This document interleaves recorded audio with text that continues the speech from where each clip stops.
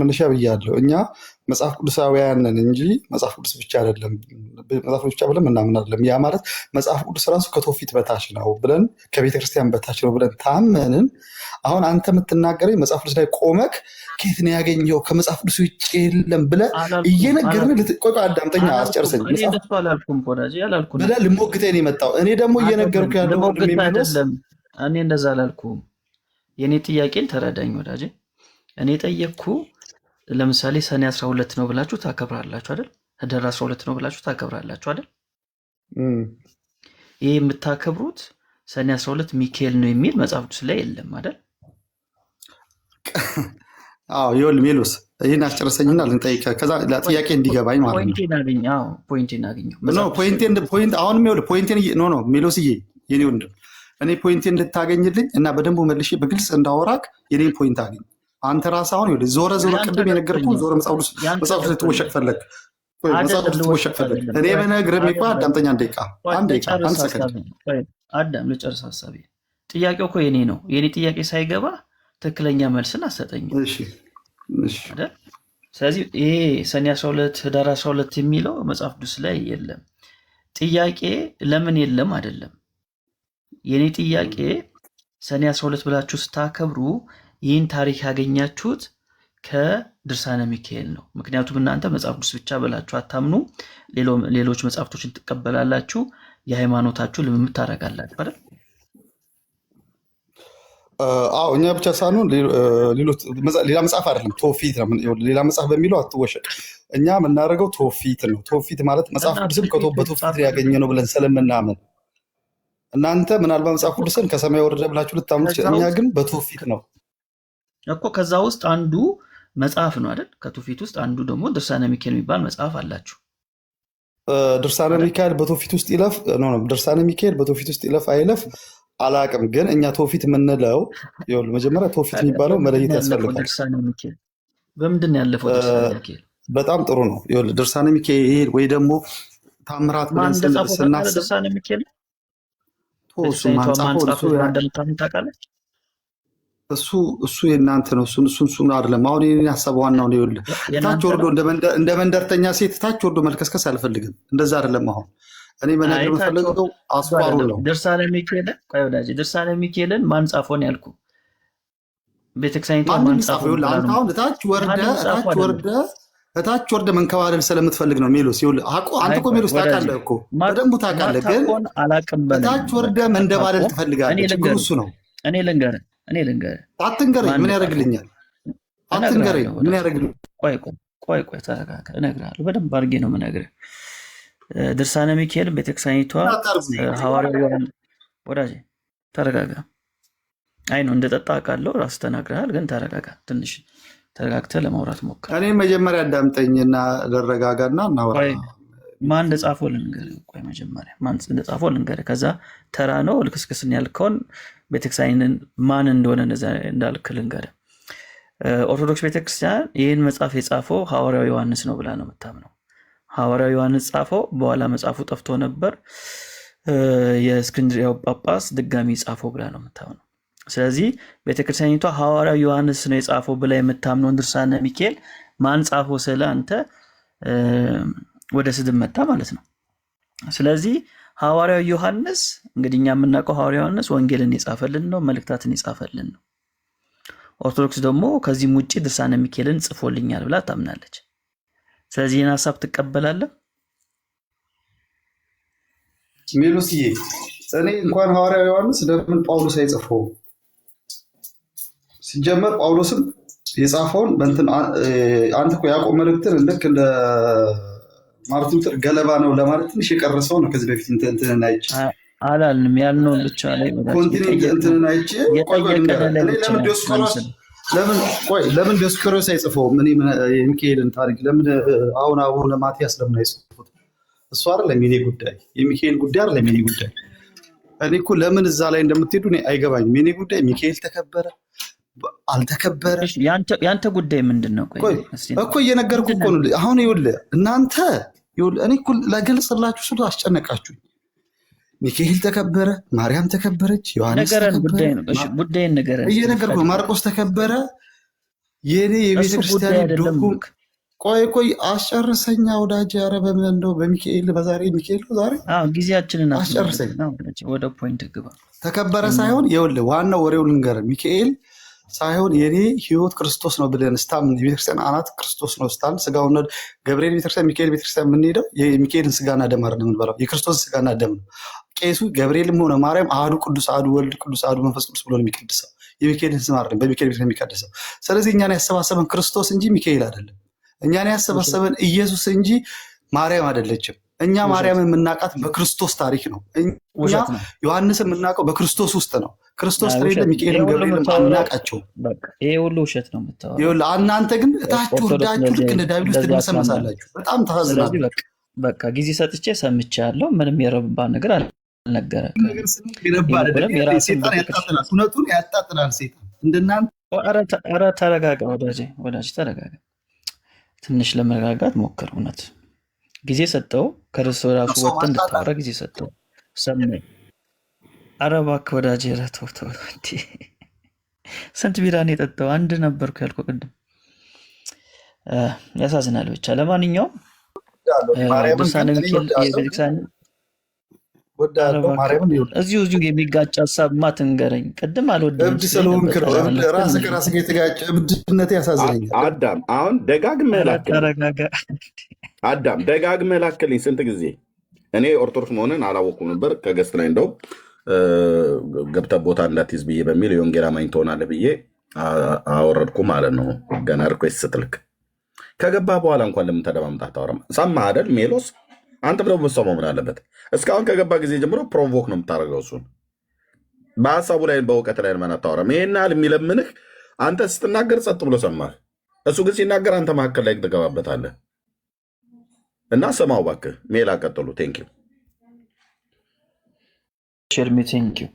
እንግዲህ ታች ወርዳችሁ የሚለው ቤተክርስቲያኒቷ ሐዋርያ ዮሐንስ ጽፎልኛል ብላ የምታምነውን መጽሐፍ ነው። እንግዲህ መጽሐፍ ቅዱስን በተለይ አዲስ ኪዳንን እኮ እኛ የምንቀበለው ሐዋርያቶቹ የጌታችን የኢየሱስ ክርስቶስ ደቀ መዛሙርት ኢየሱስ ራሱ የመረጣቸው ደቀ መዛሙርት አብዛኛውን መጽሐፍ ጽፎታል ብለን ስለምናምን ነው። ሐዋርያዊ ስልጣን አለው ብለን ስለምናምን ነው። ስለዚህ የሐዋርያዊ ስልጣን ያለው ዮሐንስ ድርሳነ ሚካኤልን ጽፎልኛል ብላ ነው የምታምነው። ስለዚህ ቤተክርስቲያኒቷ እንደምትለው ከሆነ ሐዋርያ ዮሐንስ ከሆነ የጻፈው ድርሳነ ሚካኤልን ከዮሐንስ ወንጌል ጋር እኩል ነው።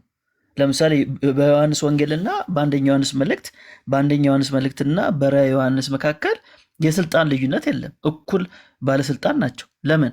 የጻፋቸው ሰው አንድ ነው፣ ሐዋርያው ዮሐንስ ነው። መበላለጥ የለም።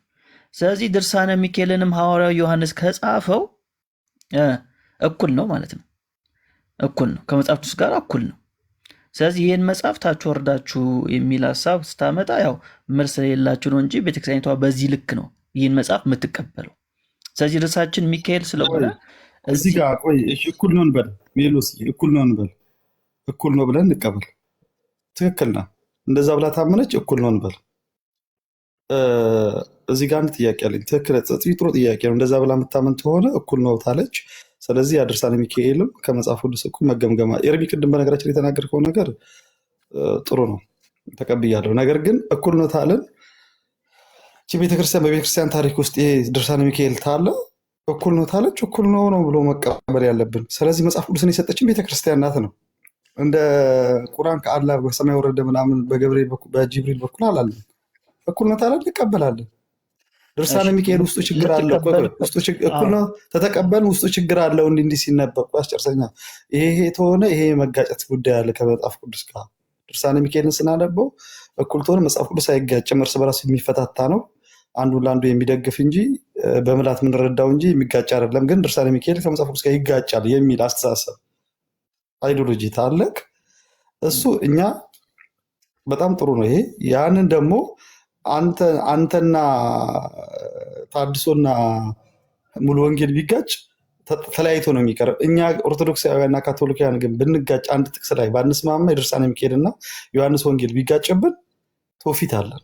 አባቶች ደግሞ ለሐዋርያቶች የቀረቡ ናቸው። አዳምጠኝ፣ ለሐዋርያቶች የቀረቡ ናቸው። ዛሬ ካልተስማማን እንለያያለን እኛ ኦርቶዶክሶች። አሁን ሀሳቤን ላስቀምጥ። መሀል ገብተብኝ ነው በነገራችን ላይ እኮ ዝም ያልኩህ አይደል? ስለዚህ ሰማው አዎ እያወራሁ እኮ ነው። አሁንም አለ የገባብኝ አይደል? ግን ሰማሁ። ስለዚህ ሰማኝ። አንድ ጥያቄ ልጠይቅና እስቲ ህሊና እንዳለው ሰው መለሰልኝ። ቅዱስ ሚካኤል ታላቅ መልአክ ነው አይደል? የመላእክት አለቃ ነው። ታላቅ የሚባል የለም። ታላቅ ታናሽ የሚባል መላእክት የለም። የመላእክት አለቃ ማለት እንደሆነ ስልጣኑ ነው ማለት ስልጣኑ ታላቅ ስልጣን ያለው እናውቃለን። የመላእክት አለቃ ነው። ይህ የመላእክት አለቃ ቅዱስ ሚካኤል ድብብቆሽ ይጫወታል ብለህ ታስባለህ? እኔ በታሪኬ መላእክት ሳጥናኤል ብቻ ድብብቆሽ ተጫወቱ፣ ያው የእጁን ያገኘ ነው። ከዛ በተረፈ መላእክቶች በመጽሐፍ ቅዱስ ታሪክ ድብብቆሽ የተጫወቱ መላእክቶች የሉ። ሚካኤል ድብብቆሽ ይጫወታል ብለህ ታስባለህ ወይ ከአጋንንት ጋር? እንዴት ድብብቆሽ ተጫወት?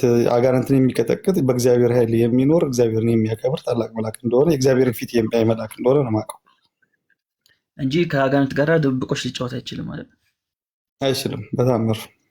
እሺ ድርሳነ ሚካኤል ግን አንተ መላእክት እንደሆነ ታምናለህ? ቆይ ሚካኤል መላእክት እንደሆነ ታምናለህ? ድብብቆሽ እንደተጫወተ ባሳይ ምን ትላለህ? ቆይ አንተ መጀመሪያ ቅዱስ ሚካኤል የመላእክት አለቃ እንደሆነ ታምናለህ? አዎ አምናለሁ። አሁን ወደ ጥያቄ ምን ካሁን ቀጥል መለስኩልህ። ሚካኤል ከአጋንንት ጋራ ድብብቆሽ እንደተጫወተ ባሳይ ምን ትላለህ? መጽሐፉን ስላላነበብኩት፣ ሁለተኛ አንተን ስለማላምንክ እውቀቱ አሁን መጽሐፉን አንብቤው ቢሆን ድርሳነ ሚካኤልን አልቀበልም እላለሁ። መጽሐፉን አንብቤው ቢሆን እስቲ ጥቅሱን ንገረኝና አነበውና አባቶችን ጠይቃለሁኝ፣ ቤተክርስቲያኒት እንደፈታችሁ ጠይቃለሁ። ከዛ ግን እንዳልተረዳሁት አልፈልግም ነው የምለው። እዚህ ውስጥ ላለው ሰው ላሳይ በቃ። እናንተ እኮ ብዙ ጊዜ ተዋሻላችሁ፣ ታውቃለህ፣ ውሸታሞች ናቸው። ለሚካኤል የሚሳነው ነገር አለ ብለህ ታስባለህ? ኧረ መዓት የሚሳነው ነገር አለ፣ መዓት የሚሳነው ነገር አለ። የሚሳነው ነገር የሌለው ክርስቶስ ብቻ ነው። እኛ ቤተክርስቲያናችን ያስተማረችን እግዚአብሔር አዞት ማድረግ የማይችለው ነገር አለ። ኦኬ እሺ፣ እግዚአብሔር ታዘዘው፣ የእግዚአብሔር መንፈስ ይመራዋል።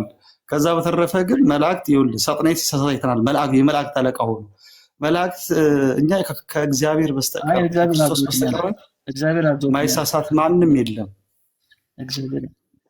እግዚአብሔር አዞት ነው ያልኩህ። እየሰማኝ አሰማኝም እኮ እግዚአብሔር ታዘዘውማ ይሳሳታል። እግዚአብሔር አዞት ለምን እንደሚሳሳት ታውቃለህ? በቤተክርስቲያናችን ትምህርት ሰው የራሱ ፍቃድ ስላለው የሚያቅተው ነገር የለም። እግዚአብሔር አዞ ግን ፍቃዱን ተሳተ እሱ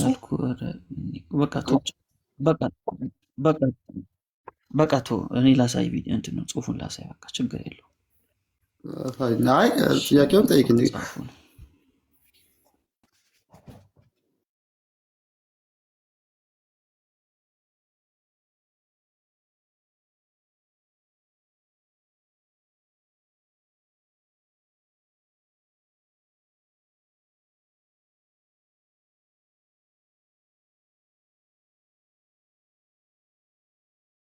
ድምጻችሁ አይሰማኝም። ኔትወርክ ነው አለን። ቆይ ሁሉም ሚዩት አድርጎ በጨዋነት እየጠበቀ ስለሆነ ነው። ሜላ እያወጣው ነው አለን። እሺ እርምዬ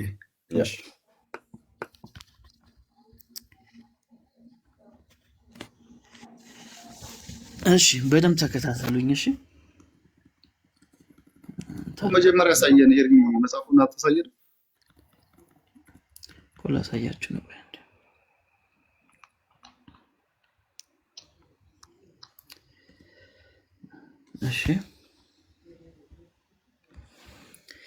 እሺ ድርሳነ ሚካኤል ዘጥቅምት ገጽ 319 ላይ እንደዚህ ይላል። እሺ ምን ይላል? የእግዚአብሔር የአምላካችን የጥበብን መላት የታምራቱን ብዛት ቀጥሎ እንደሚከተለው እንሰማለን። እግዚአብሔር በፍጹም ልቦናው የሚወድ ትእዛዙንም የሚፈጽም አንድ ሰው ነገረኝ፣ እንዲህም አለኝ አለ። የክርስትና እምነት ያለው ሰው የመላእክትን፣ የነቢያትን ወይም የሐዋርያትን፣ የጻድቃንን፣ የሰማዕታትን ቢሆን መታሰቢያቸውን ቢያደርግ በእውነት እግዚአብሔር ይምረዋልን ብሎ ጠየቀ። አሁን ይምረዋል። መልአኩም መልሶ አንተ ሰው ለመላእክት ምን ያህል ስልጣን እንደተሰጣቸው ላስረዳ አለኝ። እሺ ሊያስረዳው ነው። ከደቂቀ አዳም ወገን ሰውነቱ በኃጢአት የረከሰ አንድ ሰው ነበር። ያ ሰው ከተወለደበት ቀን ጀምሮ እሺ፣ እሰማለሁ ድምፅ ያለ ይሰማል። ሞይሎስ ትሰማለህ? ሜላ እኔ ጋር አሳቀርቁብኝ ነበር። እሺ፣ ከደቂቀ አዳም ወገን ሰውነቱ በኃጢአት የረከሰ አንድ ሰው ነበር። ያ ሰው ከተወለደበት ቀን ጀምሮ ከተንኮልና ከክፋት በስተቀር አንዳችም በጎ ስራ ሰርቶ አያውቅም። ተመልከቱ በደንብ ኃጢአተኛ ሰው ነው፣ ምንም በጎ ስራ የለውም። ነገር ግን አንድ ዓላማ ብቻ ነበረው። ይኸውም በየወሩ የቅዱስ ሚካኤልን በዓል ማክበር፣ ዝክሩን እየዘከረ ለነዳያን ማብላት ማጠጣት ነበር። ከጊዜ በኋላ ግን ያ ሰው ሞተና አጋንንት ይቺ ነፍስ የእኛ ናት በማለት ሲደነፉ፣ ሚካኤል ግን የኔ ናት እያለ ይከራከር ነበር። እሺ፣ እንዲህም የኔ ናት በመባባል ከጌታ ዙፋን ፊት ስለቀረቡ ተመልከቱ። ሚካኤልም የኔ ናት ይላል፣ አጋንንትም የኔ ናት ይላሉ፣ ይከራከራሉ በጌታ ዙፋን ፊት ስለቀረቡ ጌታ 4 አማራጭ ነገራቸው አቀረበላቸውና ሚካኤል ወስዶ ይደብቀው። ምኑን? ነፍሱን። ሚካኤል ወስዶ ይደብቀው። እናንተ ግን ፈልጋችሁ ብታገኙት ውሰዷት፣ ወይም እናንተ ወስዳችሁ ሸሽጓትና ሚካኤል ፈልጎ ካገኘው ይውሰደው፣ ከነዚያም አንዳቸውን ምረጡ አላቸው። እነሱ ግን ሚካኤል ወስዶ ከመንበረ መለኮት ቢሸሽገው ምን ለማድረግ እንችላለን እያሉ በሐሳብ ጭንቅ ተዋጡ። እነዚህ ነማን ናቸው? አጋንንት ናቸው። እግዚአብሔር ምን አለ? ሚካኤል ወይም ይደብቃት ወይም እናንተ ያችን ነፍስ ደብቋት። እዚህ ጋር እያብራራን እንሂድ። በጣም ጥሩ ነው ያነበብከው። ቆይ እዚህ ጋር ቆሞና አረ ነጥብ ስላለ ቆይ ሰው እንዲገባውና ሲበዛ ሜዶስዬ ይጨርሰው ሀሳቡን ይጨርሰው። አዳም ያንብበውና ከዛ ሀሳቡ ላይ በደንብ ትሄድበታለህ። ይጨርሰው ሀሳቡን።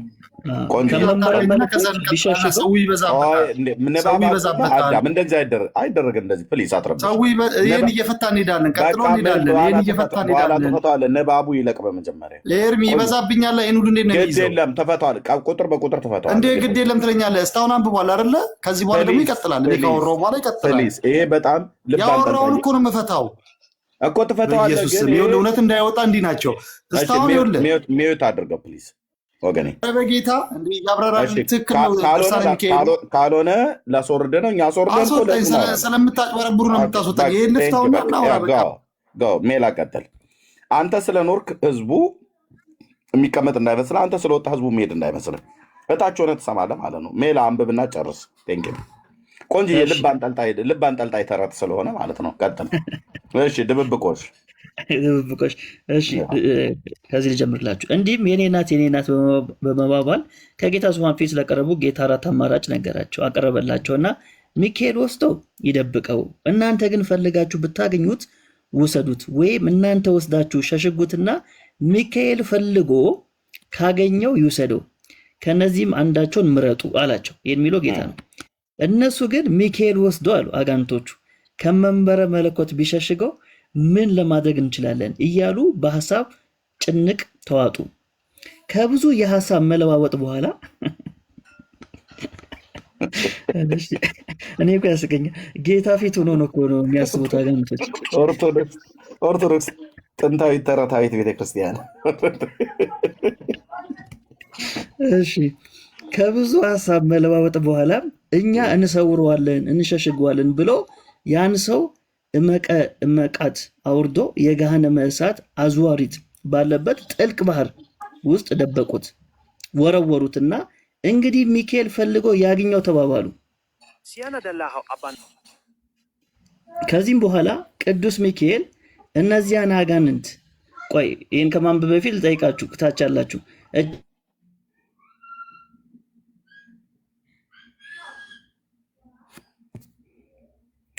ሜላ ተቋርጠሃል።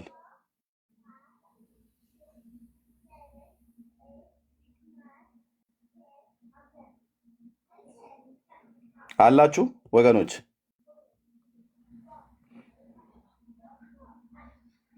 ገስት ላይ ያላችሁ ነው ይሰማለሁ? እሺ አለው። እሺ ተቋርጦ ነበር። እሺ ሜላ አሁን ቀጥል። እሺ ከዚህም በኋላ ቅዱስ ሚካኤል እነዚያን አጋንንት ከዚህ ቦታ አካባቢ ዘወር በሉ አላቸውና ወደ ሲኦል ገብቶ መፈለግና መንበርበር ጀመረ። ነገር ግን የሚፈልገውን አላገኘም ነበር። በአንድ ክንፉ 7,000 ነፍሳትን አወጣ፣ በሁለተኛውም ክንፉ እንዲያወጣ፣ በሶስተኛውም አወጣ። በመደጋገም በብዙ ሺህ የሚቆጠሩ ነፍሳትን አወጣ። ሆኖም ሊያገኘው አልቻለም። ያችን ነፍስ ማግኘት አልቻለም። በዚህም ሰው ምክንያት ያወጣቸው ነፍሳት ቁጥራቸው 7,540 ድረስ ደረሰ። ከነዚህም ውስጥ ያልተጠመቁ አረመኔዎች ይገኙባቸው ነበር። ያን ጊዜ የሰማይ መላእክት ሁሉ ይህስ እጅግ በጣም አስደናቂ ነገር ነው አሉ። ያቺ ነፍስ አልተገኘችም። ሚካኤል አጣት። እግዚኦ። ከዛ እችን ልጨርስላችሁ። ያልተጠመቁ ነው ይላል፣ ያልተጠመቁ ናቸው። ያን ጊዜ የሰማይ መላእክትም ሁሉ ይህንስ እጅግ በጣም አስደናቂ ነገር ነው አሉ። ጌታችን በወንጌል ተመልከቱ፣ ጌታችን በወንጌል ያመነ የተጠመቀ ይድናል፣ ያላመነ ያልተጠመቀ ግን ይጠፋል ይላል አይልም። እንደዚህ አላለም ጌታ። እንግዲህ እኚህ ሰዎች እንዴት ሊድኑ ቻሉ ብሎ ይጠይቃሉ። አንተ የሰው ልጅ እሊህ አረማውያን የዳኑበትን ሳይጠመቁ ገነት የገቡበትን ምክንያት ሰምተህና አይተህ ተገነዘብክን ተብሎ ቢጠየቅ ቅዱስ ሚካኤል ስላጠመቃቸው ገነት ሊገቡ ችለዋል። ከሲኦል አውጥቶ አጥምቆ ነው ገነት ያስገባቸው ይሉናል ነፍሳቶች። ስለዚህ ሚካኤል ድብብቆሽ ከአጋንንት ጋር ተጫውቷል። እንደ ድርሳነ ሚካኤል ዘገባ ይህን ይመስላል። እንግዲህ ኤርሚሻ ቀጥል። እችን ነፍስ ፈልጎ አላገኛትም አይደል? ሚካኤል አላገኛትም፣ አጣት። ታዲያ በሲኦል ውስጥ እንኳን ያሉትን ነፍስ ፈልጎ ካላገኘ ይሄ ዝም ብሎ አሁን ጠላ ሲጠጣ የሚውለውን ሰውዬ የት ፈልጎ ያገኘዋል ብለህ ነው? እሱ ነው ጥያቄ እንዴ? ይህ በየጫት ቤቱ ተሰትሮ የሚውል ጎረምሳን የት ፈልጎ ያገኘዋል? ዙረቱ ይበዛበታል። ፈልጎ አጣ ነው አይደል ብለው ያሉን። እንዲህ ነው የምትቀልዱት አለ እናንተ በመላእክት ላይ።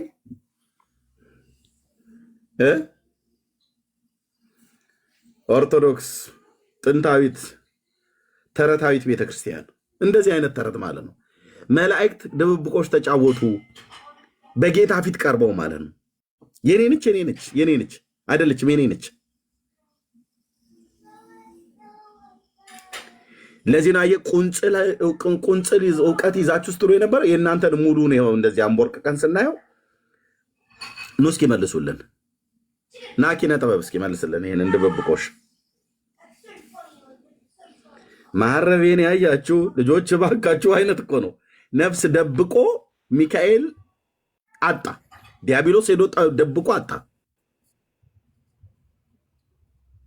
በእርግጥ እኮ ገድለ ክርስቶስ ሰምራይም ላይ እኮ እንደዚህ ብለው ነግረውናል። እሺ ምን ትላለህ ኪነ ጥበብ? ምንድን ነበረ? አልሰማህም?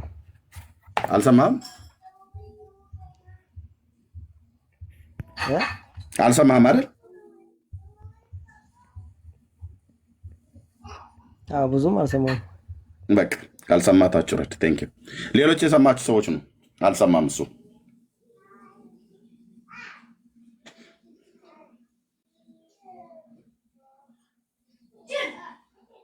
እሺ ሌሎች የሰማችሁ ካላችሁ ድብብቆሹን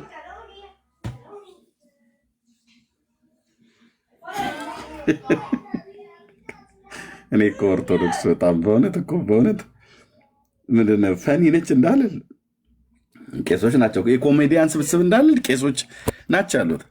አይንተ እግዚአብሔር ብለው የሚሉ ማለት ነው። ግን የሚጽፉትን የለኝ ወንድም ማለት የሚጽፉትን የለን።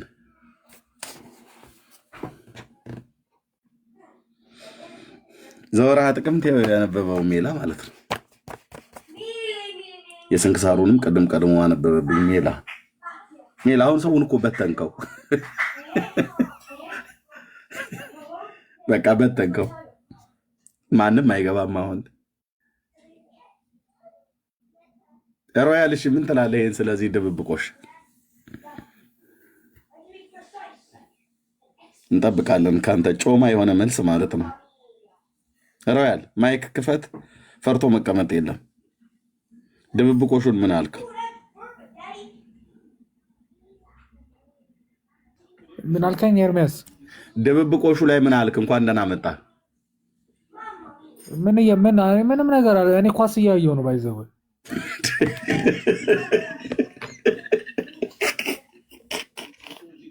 ተናድጃለሁ። እዚህ ራሱ አሁን ይህን ከምሰማ እያልክ ነው? አይ እኔ ገስ ስትልክልኝ ምናምን ገባው፣ ግን ምን አዲስ ነገር አለ ምናምን ምንድን ነው እንዴ? በጣም ነው እንጂ ያለው። እስኪ አንድ አፍታ ቆም። ማን ነው ከማን የሚጫወተው ኳስ? ተው እሱን። እዚህ እኮ አንተ ሌላ ኳስ፣ ኦርቶዶክስ እዚህ እኮ ሌላ ኳስ እየተጫወተች ነው። መንፈሳዊ ኳስ ማለት ነው። ጀርመን ዛሬ ጀርመን ጨዋታ አለው። ከተማራችሁ ዛሬ ደስማ ምን እንደመሰለ ተዋቸው። ሲመጡ ዋንጫ ይዘው ከመጡ ተቀበላቸዋለህ። በርሊን ላይ ወጥተህ ማለት ነው። እዛው እነሱ ጋር ስላለ ሚካኤል እና ሰይጣን ያዕቆብ ጨዋታ ድብብቆሽ ይጫወቱ ነበር። ታውቃለህ? መቼ ነው? ምን ብታወራው አልገባኝም። ሚካኤልን ታውቀዋለህ አይደል? መልአኩን። ታዲያ ለምን አላውቀውም? ሰይጣንንም ታውቀዋለህ? ሰይጣንማ እሺ ታውቀዋለህ። ያው እንዴ አላውቀውም አትልም መቼም። ኦኬ ድብብቆሽ ጨዋታ ሲጫወቱ ሰምተህ ታውቃለህ? ማለት አልገባኝም። ድብብቆሽ ለምሳሌ ሰይጣን የሆነ ነገርን ወስዶ የሆነ ቦታ ላይ ቢደብቅ ሚካኤል ፈልጎ ያገኘዋል አያገኘውም? ኖርማሊ ከሰይጣንና ሚካኤል ጨዋታ ደረጃ ምን አደረሳቸው ብዬ ነው። አይ ኦርቶዶክስ እየተጫወቱ እንደሆነ እዚህ እያሳየችን ነው። ጨዋታ የጦፈ ጨዋታ ላይ ናቸው። አዎ የጦፈ ጨዋታ፣ አዎ ዘወርሃ ጥቅምት የጦፈ ጨዋታ ላይ አኩኩሉ አይነት ነገር ይጫወታሉ እያለች ጽፋላለች ቤተክርስቲያን። ግን እያንዳንዱ ነገር እኔ ግራ የሚገባኝ አንድ ነገር አለ። እንትን ይተነተናል የሚባል ነገር አለ አይደለ? ማለት ማንም ይተነተናል። ይኸው ተተንትኗል። ግዕዙ አማርኛ ተተንትኗል። ኖ አይደለም። ለምሳሌ ገለጻ አለው። አሁን ያ ነገር ድብብቆሽ ተጫወቱ ምናምን ብለህ ቢባል ያ ነገር ግን ፍች አለው የሚባል ነገር አለው አይደል? እሺ ትፈተዋለህ። እሺ ግን ሚካኤልና ሰይጣን እንደዛ ይጫወታሉ ወይ ነው? ድብብቆሽ ይጫወታሉ? ኖ ያ ነገር ፍች አለው። ድብብቆሹ ነው ፍች ያለው። ድብብቆሹ ነው ፍች ያለው። አዎ ድብብቆሹ ሰይጣን ሚካኤልን እየፈራ የተደበቀው ነው አንድ ነገር ብቻ።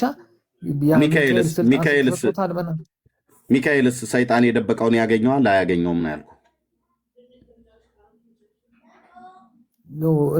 እንትን ሆነብኝ ነገሩ ማለት ኖርማሊ ከእንትን አለፈ። እሺ ቆይ ሰይጣን ሚካኤል የሆነ ነገር ወስዶ የሆነ ቦታ ወስዶ የሆነ ነገር ቢያስቀምጥ ሚካኤል ማለት ነው፣ ሰይጣን ያንን ነገር ፈልጎ ማግኘት ይችላል? አዎ እንዴት አያገኘው? ሰይጣን ፈልጎ ማግኘት ይችላል አይደል? አዎ ሚካኤል አያገኘውም፣ እንደውም ሰይጣን ነው የሚያገኘው። ኦኬ ሰይጣን ያገኛል፣ ሚካኤል አያገኘውም፣ ሰይጣን ያገኘዋል። በቃ ይሄ እኮ ነው ታዲያ። ቤተክርስቲያንም እንደዚህ ነው የጻፈችው። ሚካኤል ማግኘት አይችልም ሰይጣን የደበቀውን፣ ሰይጣን ግን ሚካኤል የደበቀውን ማግኘት ይችላል። ዚስ ኢዝ ኦርቶዶክስ። በዚህ ኦርቶዶክስ ምናምን በለ ኤርሚያስ ለመሰለ ይኸው ቤተክርስቲያን ሚካኤል ሰይጣን የደበቀውን ማግኘት ተስኖት አሁን አንተ እንዳልከው ሲባዝን ነው፣ በየሲኦሉ ሲንከራተት ነው የተገኘው። ሰይጣን የሆነ ነገር ወስዶ ደረጃ ወርዶ ሰይጣን ጋር የሚጫወትበት ጊዜም የለውም እኮ። ይኸው ጊዜ ያለው ብላ ቤተክርስቲያን ጽፋለች። ስለዚህ ከቤተክርስቲያን ጋር አንድ አይነት ሀሳብ ነው ያለ። ሰይጣን የደበቀውን ሚካኤል ፈልጎ ቆይ አድምጠኝ። ሰይጣን የደበቀውን ሚካኤል ፈልጎ ማግኘት አይችልም። ሚካኤል ግን የደበቀውን ሰይጣን ግን ፈልጎት ያገኛል። ለሰይጣን የሚሳነው ነገር የለም እያልከኝ ነው። ለሚካኤል ግን የሚሳነው ነገር አለ። ለሰይጣን የሚሳነው ነገር ሳይሆን ሚካኤል እዛ ታች አይወርድም፣ ከሰይጣን ጋራ ድብብቆሽ አይገባም ነው ያባባል። እሺ ሲኦል ድረስ ወርዶ ነፍሳትን አውጥቷል አላወጣም ሚካኤል?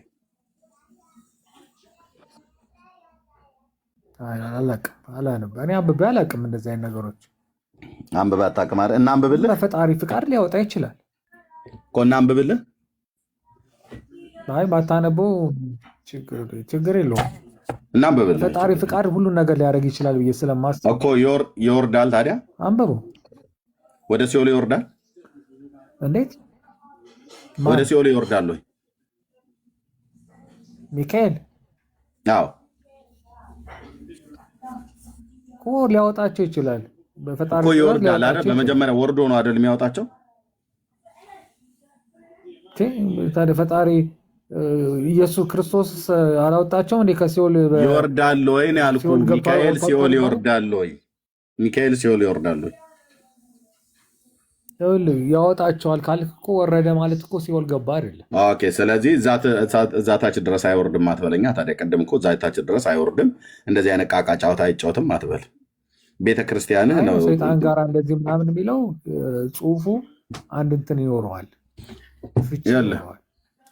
የቤተክርስቲያን መጽሐፍ 3 መጽሐፍ ሚካኤል ሲኦል ወረደ ትላለች። ነፍስ ዘግኖ ለማውጣት ሚካኤል ሲኦል ወረደ ትላለች። ነፍሳትን ዘግኖ ለማውጣት ሚካኤል ሲኦል ወረደ ነፍሳትን ዘግኖ ለማምጣት። ሲፈልግ ግን ሰይጣን ወስዶ ስለደበቀበት ሚካኤል ፈልጎ ማግኘት ተሳነው እኮ። በነገራችን ላይ ሲኦል ከወረደ የምትለው እኮ ነፍሳትን ለመርዳት ነው አይደለ እኮ። እችኛዋን ነፍስ ግን ፈልጎ ማግኘት አቃተው። እነዚህ ጋር ዘገነ፣ ጨለፈ፣ አወጣ፣ በክንፉ አንጠልጥሏቸው ተሸክሟቸው አወጣ ብላችሁ የጻፋችሁ ዘንድ አንድ ጥያቄ ልጠይቅ እፈልጋለሁ። ለምን ትጠይቀኛለህ? እኔ እየጠየቁ ሚካኤል እችን ነፍስ ፈልጎ አጣት ይላል። ዘገነ፣ ተደበቀችበት ምናምን አቅማቱ እሱ ምናምን እንበለውሽ እንበለው አይደለም። ቤተክርስቲያን ተደበቀ ብላ ትላለች። አንተም እኮ አልከው። ለምን እንበለው አይደለም? እሺ ጻፈች ይባልሽ አለች ቤተክርስቲያን። አንተም እኮ አልከው ታዲያ። ስለዚህ ሚካኤል አቅመ ቢስ ነው እያልከን ነው አይደል? አይደለም። ሚካኤል እዛ ታች ድረስ ወርዶ ከሰይጣን ጋር ድብብቆሽ አይጫወትም ነው ያለው። ይኸው ወርዶ ተጫወተ ትላለች ቤተክርስቲያን። ሲኦል ወርዶ በቃ ፍቺ ነው። አንድ ነገር ልንገርህ፣ ልጠይቅህ። እኔ ደግሞ አይቻልም መጠየቅ። እኔ አጠይቀኝም አላልኩም፣ ግን ሲኦል ድረስ ወርዶ ድብብቆች ሲጫወት ነፍስን በመደበቅ ሰይጣን ሲደብቅበት ሚካኤል ፈልጎ ማግኘት ተሳነው ብላ ቤተክርስቲያን ጻፈች። አንተ ያነበብነውን የጻፈችውን እንኳን ሳናነብልህ ስጠይቅህ፣ አዎ ሚካኤል ቢደብቅ ሰይጣን ፈልጎ ያገኝበታል። ቆይ ሚካኤል ቢደብቅ ሰይጣን ፈልጎ ያገኝበታል አልከኝ። ሰይጣንስ ቢደብቅ ሚካኤል ፈልጎ ያገኛሉ ቢል ስለ አይ ሚካኤልማ አቅሙ ውስን ነው ፈልጎ ማግኘት አይችልም፣ የሰይጣንም አይችልም ነው ያልከው። አላልኩም። ሚካኤል ሰይጣን የደበቀበትን ሚካኤል ፈልጎ ማግኘት ያልተቻለው ለምንድን ነው? ግን እያነፈነፈ ሊያገኝ ይችላል ነው። ሚካኤል ለምንድን ነው አነፍንፎ ማግኘት የማይችለው? ኃይሉ ውስን ስለሆነ አይደል? ኖ አሁን እዚህ ላይ እኮ አንድ ነገር ልንገርህ። ምንድን ነው ሰይጣን ሊያሳስት ይችላል ነው እኮ በቃ። ሰይጣን አነፍንፎ አገኘ ማለት የተባረኩ ሰዎች በቃ አንተ አሁን ተናዳል። ኳስ እያየ ነው ሚዩት አድርገህ ኳስ ይዘው በቃ ጀርመኖችን ነው ልጠይቅ። በቃ አይ ቆይ በኋላ ጠይቀናለህ። ሚዩት አድርገውና ኳሱ ነኝ አየህ፣ ኳሱ ነኝ እዛ እኔ ወይ ገብቶባችኋል ወይ ስታችኋል። ልክ እዚህ እኛ ጋር መጥተህ ሚካኤል ፈልጎ ማግኘት አይችልም፣ ሰይጣን ግን ጥበበኛ ነው ፈልጎ ማግኘት ይችላል ብለህ ትላለህ። ኦኬ ከዚህ ያለፈ ነገር የለም። ሜላ በግዱ ኦርቶዶክሳዊ ወንድም ነው አውራው። እንኳን ደህና መጣህ በግዱ። እንኳን ደህና ቆያችሁኝ። ሰላም ነው፣ እንዴት ናችሁ? እየሰማህ ነው እንወያይበት የነበረው? አይ በቅርብ ጊዜ ነው የገባሁት። እየሰማችሁ ነበር። እስኪ ሜላን አውራው። ሜላ አውራው። ኦርቶዶክሳዊ ወንድም ነው፣ በጣም በጨዋነት የሚያወራ ወንድም ነው። እንዴት ነህ? ሰላም ነው? ሰላም እንዴት ነው? አለሁ እግዚአብሔር ይመስገን። እሺ ድምፅ ትንሽ ታፍኗል። እስቲ አውራ። ያን ያህል እንትን ሰዎች ምናምን ስላሉ ስላለ አለመረበሽ ነው። አይ አሪፍ ነው። አሁን አሪፍ ነው። እሺ ስለ ቅዱስ ሚካኤል እያወራን ያለ ነው እና ከሚካኤል ጋር በተገናኘ ዛሬ እንኳን ቀን አልፏል። ሰኔ 12ን ታከብራለህ አይደል? ኦኬ። ለምንድን ነው የምታከብረው? ሰኔ 12ን ሳይሆን ሁሉንም ቀን ነው የማከብረው። በእርግጥ ከ1 እስከ 30። እሺ፣ ስፔሲፊካሊ ስለዚህኛው ቀን እናውራ። ስለዚህኛው ቀን ስናወራ ያው ሁልጊዜም እግዚአብሔር ነው የሚከብረው። በየትኛውም ቀን ከዓመት እስከ ዓመት 365 ቀን እግዚአብሔር ይከብራል። እግዚአብሔር ስሙ ይወደሳል። ፍቃዱ ሆኖ እድሉን ስናገኝ በተለያዩ ቅዱሳን አማካኝነት እናከብረዋለን እግዚአብሔርን። ትንሽ አሁን እኔ እንደውም ፕሮቴስታንት ላይ ማለት ፍጡራን ምናምን እንደዚህ ቅዱሳን የሚባሉት ላይ ነው እንጂ መላእክት ላይ ያን ያህል ሕጸጽ አለ ምናምን ብላችሁ ታምናላችሁ ብዬ አላስብም ነበረ። አዲስ የሆነብኝ ራሱና በጣም ብዙ ሕጸጽ ነው እንጂ ያለው ከሕጸጽም አብዛኛው ሕጸጽ እንደውም ያለው እነሱ ላይ ነው። በተለይ ሚካኤል ላይ ነው ያለው ብዙ ሕጸጽ ያለው። በኦርቶዶክስ አስተምሮ እንደውም መላእክት ላይ ነው። ለምሳሌ መላእክቶች ሚካኤል ሲኦል ገብቶ ነፍሳትን አውጥቶ ያጠምቃል ማለት አረዳድ ላይ ነው እንጂ እንዲህ ያለ የሆነ ጥሬ አማርኛዎችን መጠቀም በነገራችን ላይ እኔ እንደ ኦርቶዶክሳዊ ትክክል ነው ብዬ አላስብም። እሺ፣ ድርሳነ ሚካኤል አንድምታ አለው? ድርሳነ ሚካኤል ሳይሆን ሁሉም ነገሮች በቀና መንገድ እንዲታዩ ነው እንደ ሃይማኖት እንትን ምለው የምቀበለው። ያን ያህል ማለት እኔ ፕሮቴስታንት ላይ እንደዚህ የሆነ ተቃውሞ የለኝም። ፕሮቴስታንቶች ቢቀበሉ እኮ ገብቶኛል እና ቢቀበሉ ብዬ የማስባቸው ነገሮች ይኖራሉ እንጂ አሁን ለምሳሌ የሆነ ብዙን ጊዜ የሆነ የፈጣሪ የሚባሉ ነገሮች አሉ አይደለ?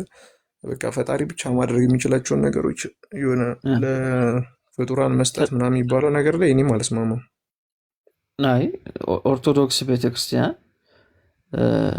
የፈጣሪን ቦታ ለሚካኤል ሰጥታለች። ይሄ እኮ ምንም ግልጽ ነው።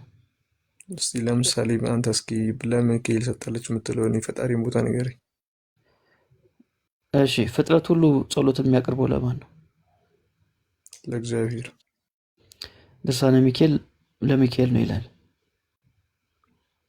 ሚካኤል አድርግልኝ ብሎ ለሚካኤል ኖርማሊ ሚካኤል እንዲሰጠው ሚካኤል እንዲሰጠው ሚካኤል እንዲጸልይ ነው እንጂ እንዲሰጠው ማንም ሰው አይጸልይም። ሚካኤል ምን እንዲያደርገው? ሚካኤል እንዲጸልይ። ሚካኤል ይጸልያል። በነገራችን ላይ ፍጡር ስለሆነ ይጸልያል። መጸለይ ግዴታው ነው። እኔ ሚካኤል ይጸልያል አይደለም ጥያቄ፣ አንተ የምትጸልየውን ያልኩ እኮ። እኔ የምጸልየው ሚካኤል እንዲጸልይ ነው እንጂ ሚካኤል ለእኔ እንዲያደርግልኝ አይደል። እሺ፣ ፍጥረት ሁሉ ወደ ሚካኤል እንዲጸልይ መጽሐፍ ቅዱስ ያዛል? ፍጥረት ሁሉ ወደ ሚካኤል ወደ እንትና የሚል ነገር የለውም። ፍጥረት ሁሉ ወደ ሰማይ አባታችን ወይ ብለን ስሙ እንድንጠራ ብቻ ነው የሚያዘው መጽሐፍ። ታዲያ እንደዛ በጣም አሪፍ። መጽሐፍ ቅዱስ ወደ እግዚአብሔር እንድንጸልይ የሚያዝ ከሆነ የእግዚአብሔርን ቦታ ለሚካኤል ሰጥቶ ፍጥረት ሁሉ ወደ ሚካኤል እንዲጸልይ ደግሞ ይናገራል። ይህ ቅዱሳን ክብራቸውን በማሰብ የሚደረግ ጸሎት እንጂ ወይም ተፈጻሚነት እንዲኖረው አይደለም። ምናልባት አሁን እንደዚህ ራሱ ሚካኤል አድራጊ አይደለም? ሚካኤል አድራጊ አይደለም። ሚካኤል እኮ ራሱን ጸጋውን ራሱ እኮ በጽናት ነው ያገኘው አይደል? ኦኬ። ስለዚህ ሚካኤል ለአንተ ጸሎትን ሰምቶ አንተን አይረዳም፣ አያግዝም? ጸሎቴን ሰምቶ ያግዛል፣ ግን በራሱ ፈቃድ አያግዝም። ምን ጊዜም ሚካኤል በራሱ ፈቃድ በቃ እሱ ነው ፖይንቱ። ያንተን ጸሎት ሰምቶ አንተን ያግዛል። ይህን መጽሐፍ ቅዱሳዊ ያደርግልኝ፣ ወደ መላእክት የተጸለየውን ጸሎት። እሺ እንትን ለምሳሌ አሁን ቅዱሳን ሁሉም ቅዱሳን ከተሰጣቸው ጸጋ ያካፍላሉ ይባላል። መላእክት ደግሞ ለየት የሚያደርገው ምንድን ነው? ዘላለማዊ ናቸው፣ ሕያዋን ናቸው። ስለዚህ ሁልጊዜ በእግዚአብሔር ፊት ይጸልያሉ። የይሁዳ መልእክት ላይ ስለ ሚካኤል የሚናገረው አለ። የሙሴን ስጋ በተከራከረ ጊዜ ይላል። እንደውም ሰይጣን ወይም ደግሞ ሳጥናኤል በተከራከረ ጊዜ ስድብን እንኳን ሊናገረው አሉ። ስለ ሚካኤል ስለ ሙሴ ስጋት የተከራከረበትን ቦታ እናገኛለን። ማለት ያ ማለት ልመና የማሳረግ ወይም ደግሞ የመቀበል ስራ ተላላኪነት የሚባለው ፓርት ላይ ነው እንጂ ኖርማሊ ቅዱስ ሚካኤል እንደዚህ ያደርጋል ወይም ደግሞ እንደዚህ ይፈርድልሃል ወይም ደግሞ ኖርማሊ ይሄ በሱ ሙሴ አምነህ ብቻ ትድናለህ ወደ የሚል ሚካኤል ነገር ጸልዮ የለም። ነው ሙሴ ወደ ሚካኤል ጸልዮ ነው የጠቀስክልኝ ይሁዳ መልእክትን? ኖ አይደለም። ስለ በቃ ሙሴ የኔ ስጋ ጥያቄ በተከራከረ ጊዜ ይላል ማለት ስለ እሱን ቅዱሳን አልጠየኩም። ወይም ደግሞ እግዚአብሔርን ስለሚያምኑ ሰዎች መላእክት ይከራከራሉ አይደል? እኔ ጠባቂ እሱን መላእክት አልጠየኩም ወዳጅ። እኔ የጠየቅኩ ሰው ወደ ሚካኤል የጸለየበትን አንድ ክፍል ስጠኝ ያልኩ። ሪያሊቲው እኮ መጽሐፍ ቅዱስ ኖርማል ያው ስለ ቅዱሳን ወይም ስለ መላእክት አይደለም፣ ስለ ክርስቶስ ነገረ ክርስቶስ ነው የሚያወሳው። ለሱም እንኳን አልበቃውም አይደል የመጽሐፍ ቅዱስ። ስለዚህ የለም ነው መልስ። የለም ብዬ መደምደም አልፈልግም። እኔ አላስታወስኩም ማለት የለም ማለት አይደለም። ካለ አሳየንሽ።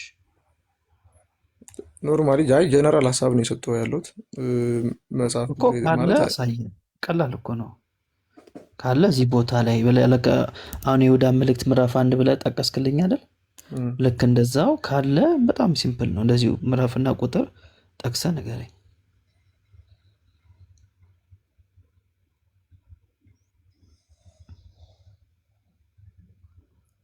እሺ ዕብራውያን 1:14 እስቲ ወንድሜ እያገዘኝ ነው። እስኪ አንብበው። እስኪ ዕብራውያን 1:14 የሚለውን እስኪ አንብብልኝ መጽሐፍ ቅዱስ እጅ ላይ ካለ።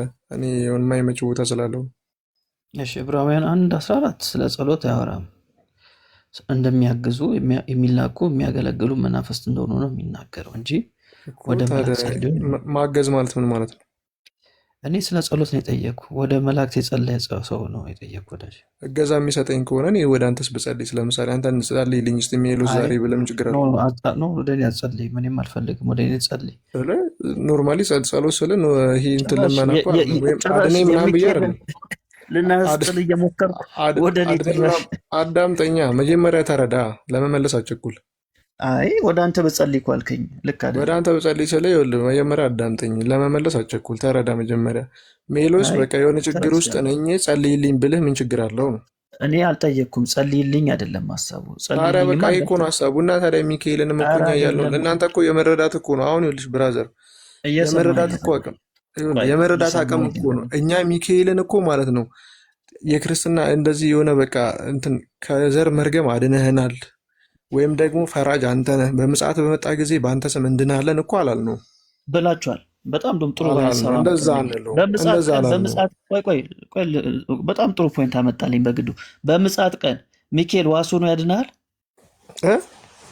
በምጽአት ቀን ሚካኤል ዋሱ ነው ያድናል። ከሞትኩ በኋላ ሚካኤል ምንም አያደርግልም እንደኔ አስተሳሰብ። ድርሳነ ሚካኤል ላይ ዋሱ ይሆናል በምጽአት ቀን ይላል። እንደውም ጥሩ ፖይንት አመጣልኝ። አንልም ብለኸኛል። ይኸው ድርሳነ ሚካኤል ላይ ይናገራል። ማስረጃ ለማቅረብ ይችላል።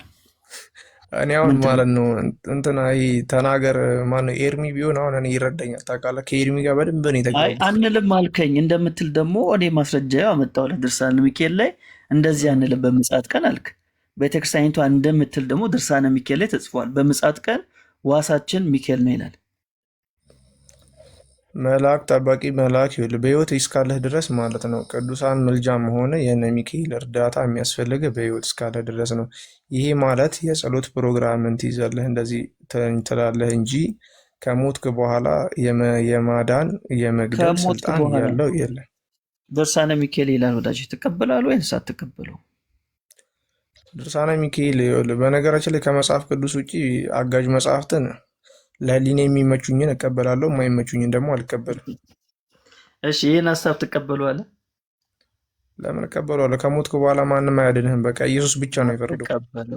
አየህ ኦርቶዶክስ እንደዚህ አትልም አትበላ። እኔ አላምንም በል መብትህ ነው።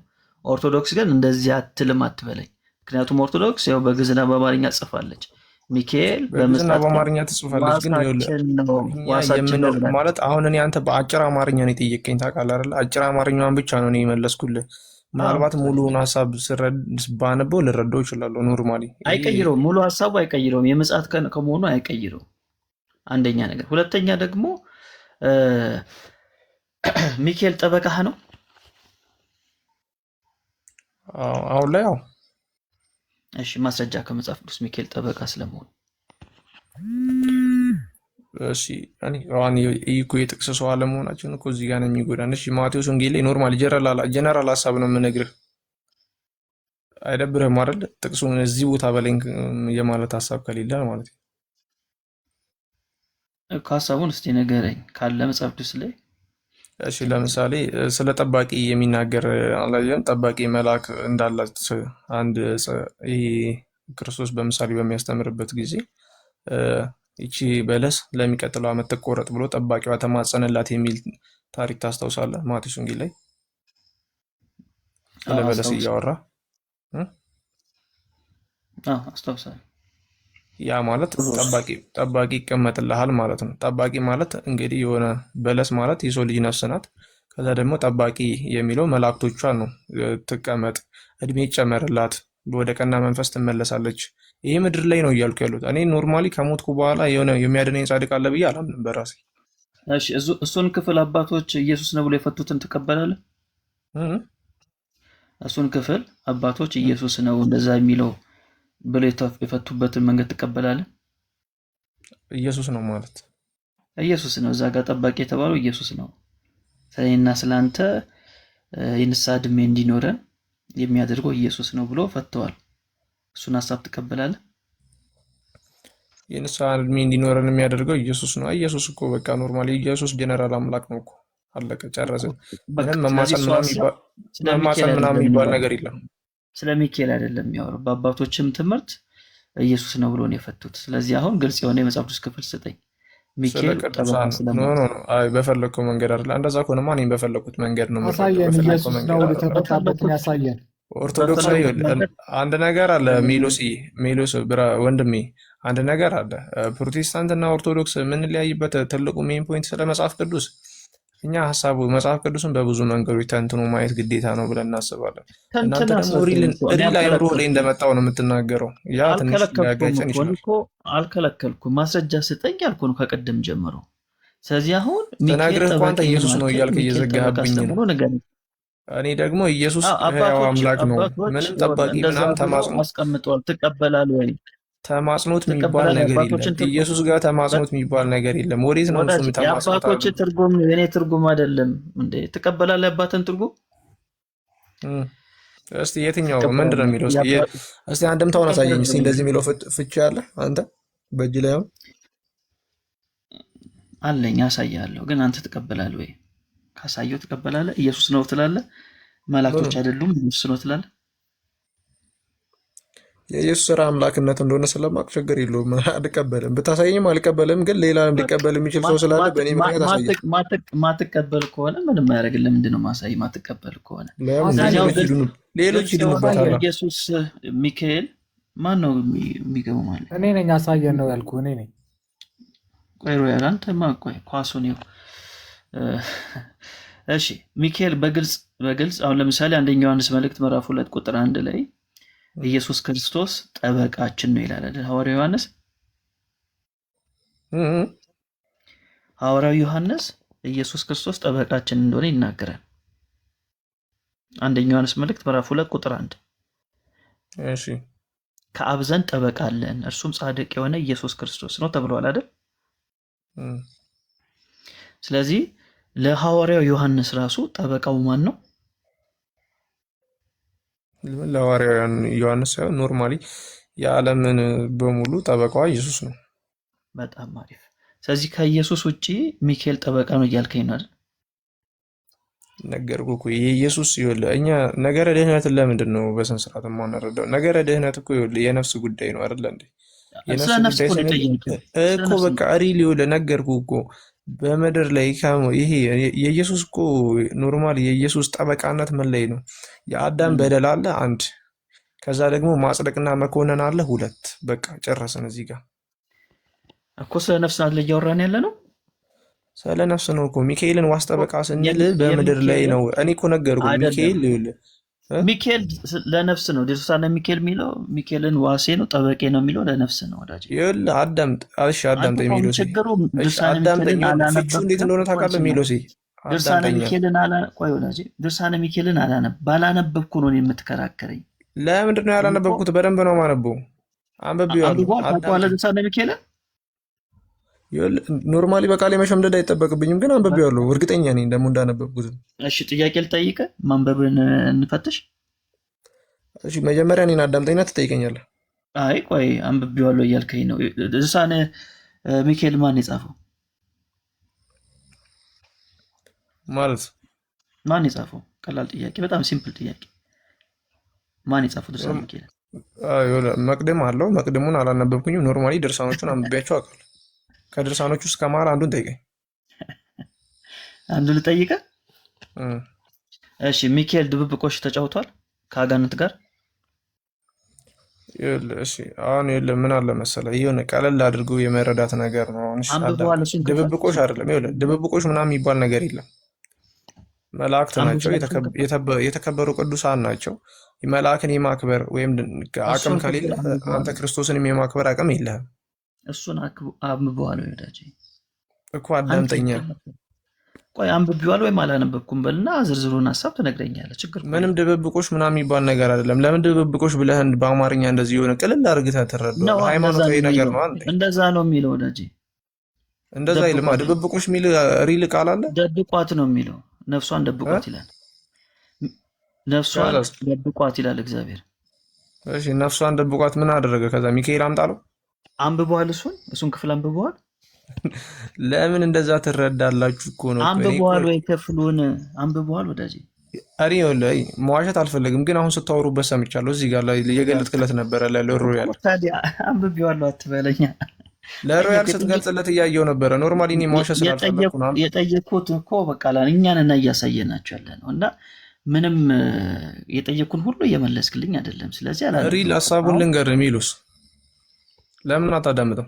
ያላነበብኩን ምኑን ነው የምትነግረኝ? በግድ ነው እንዴ? የመላእክትን ምልጃ የኦርቶዶክሶች እንዴት ነው የሚረዱት የሚለውን ነገር ለምን አታዳምጠው? እሺ ለነፍስ አይደለም ነው ፖይንት። ለነፍስ አይደለም።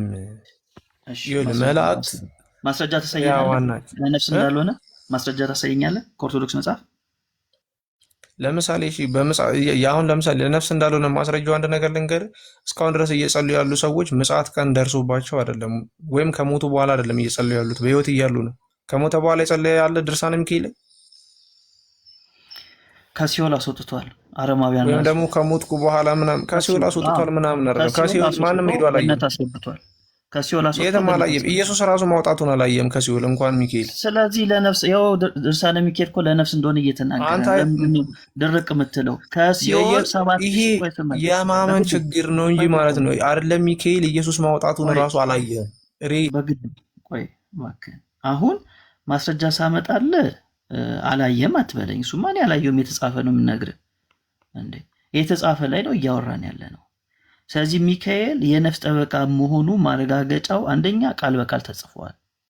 ሁለተኛ ከ7000 በላይ የሆኑ ነፍሳቶችን ከሲኦል አውጥቶ አጥምቆ ገነት አስገብቷል። ስለዚህ ኦርቶዶክሳውያን የቅዱስ ሚካኤልን ምልጃ የምትረዱት በዚህ መንገድ ነው፣ ሌላ መንገድ ነው አትበለኝ። ከሲኦል ገነት ያስገባል ብላችሁ ነው የምትረዱት። ስለዚህ ይህን ሀሳብ ድርሳነ ሚካኤል ላይ የተጻፈውን ከሲኦል አውጥቶ አጥምቆ ገነት ያስገባል የሚለውን ድርሳነ ሚካኤል ላይ የተጻፈውን በግልጽ አማርኛ የተጻፈውን ሀሳብ ትቀበላለህ ወይንስ አትቀበልም? ወዳጄ በግዱ አሁን ታዞ ነው፣ በፈጣሪ ታዞ ነው እንጂ በራሱ ፍቃድ የሚያደርገው ነገር የለም። ኧረ እባክህ ሮያል፣ ቅድም አወራህ እኮ ሮያል። አሁን የሱ ተራ ነው። በግዱ ቀጥል። ትቀበለው ይሄን ሀሳብ?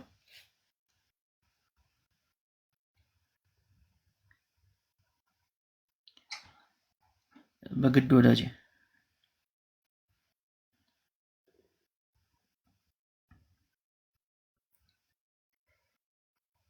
ሚዩት ነው እያወራህ ከሆነ።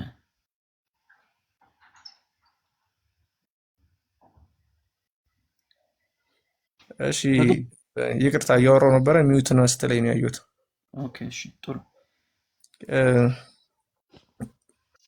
ሚካኤልን የያዘ ሰው ወይም ደግሞ ሌሎች ቅዱሳንን የያዘ ሰው በመሰረቱ መጀመሪያውኑ ማለት ነው የሃይማኖት ጉድለት ከሌለበት በስተቀር እንደኔ ክርስትናን የተቀበለ ሰው የተጠመቀ ሰው ሲኦል ይገባል ብዬ አላምንም። በመጀመሪያ ማለት ነው በመሰረቱ እግዚአብሔር ወዳጅ ነኝ እያለ ኢየሱስን ያመነ ሰው በአብ ወልድ በመንፈስ ቅዱስ የተጠመቀ ሰው እኔ እንደዚህ አይነት ማመላለስ ስራ ላይ ራሱ ማስገባት። ሁለተኛ ደረጃ ሲኦል የተባለች የሰው ልጅ የክፋት ስራው ናት። በቃ ኖርማሊ እንደዚህ ነው መረዳት ያለብን። መጽሐፍ ቅዱስ ዝም ብሎ የሆነ በቤተ ክርስቲያን አስተምሮ እንደዚህ ሲኦል ይሰማኝ ያንተን ፍቻ አልፈልገውም። ከመጽሐፉ አሳየን። ሲኦል ማለት እዚህ ምድር ላይ ያለ ነው የሚለውን አሳየን። ኖርማሊ ሪል አማርኞች ነው እንዴ የምትጠቀመው? ኖርማሊ እንደዚህ ነው፣ ከዛ ተረት ተረት ነው እንትን ነው። ለምን በትልቁ አድርጎኛ? አይ ዝም ብለማ ከራስ ከልብ አፍልቀ እንድታወራ አልፈልግም። አንተ ተረት ተረት ነው ምናምን ነገር ያመላልሳል ምናምን ስትለኝ እንትን መጽሐፍ ላይ አግኝተህ ነው እንዴ? ከልብ አፍልቀ እኮ ነው። አይደለም ከልብ አፍልቀ አይደለም፣ ተረት ተረት ስለሆነ በማስረጃ ነው እያሳዩ ያሉት። እስኪ ተረት ተረት ነው የሚል ማስረጃ ስጠኝ እስኪ ከድርሳነ ሚካኤል። ወዳጅ ከድርሳነ ሚካኤልማ ለምንድን ነው ማሳየው? ያኔ በትልቁ አድርጎኛ እንዴ ሞዴሬተሮች፣ እዚህ ላይ ያለውን ሀሳብ ላሳይ ምን እንደሚል በደንብ ተመልከቱ። ኦርቶዶክስ ቤተክርስቲያን ሚካኤል አማላጅ ነው ስትል ለነፍስ እንደሆነ ላሳያችሁ። በደንብ ተመልከቱልኝ። ከኔ ጋር ብናወራ ትችላለህ? ከኔ ጋር እናወራ። ተራ በተራ ነው የምናወራው። ስርዓት የሚባል ነገር አለ። እሺ ተመልከቱ።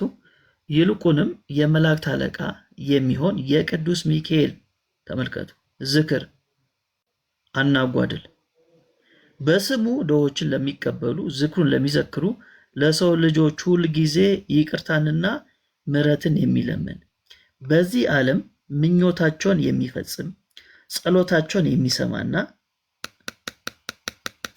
የሚሰማና የሚያድናቸው ስራቸውንም የሚያቅናናላቸው እሱ ነውና ሚካኤል ቤት በዚህኛው ዓለም ይላል አይደል?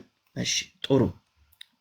ከዛስ በሚመጣውም ዓለም በፍርድ ቀን ዋስ ሆኖ ያድናቸዋል። ከሞት በኋላ የኦርቶዶክስ አስተምሮ ይሄ ነው። አሁን በግዱ ከሞት በኋላ ምንም አያደርግም ነው የሚለው። ላሳየህ እኮ ጠብቅና ታወራለህ እኮ ግን ስርዓት ይኑር። አክሊሉ ነገርህ አይደል? ሌላው ሰው ፈሪዎች ናችሁ። በቃ ችግር እኮ ነው። ፈሪ ስለሆናችሁ ትቼዋለሁ። በቃ ያው አክሊሉ ጠብቃቸው። ስርዓት ይዘው ነው የሚያወሩት። እኛ ሌሎቻችን ሚዩት አድርገን ስንቀመጥ አንተም ሚዩት አድርገህ ተቀመጥ። ቴንክ ዩ።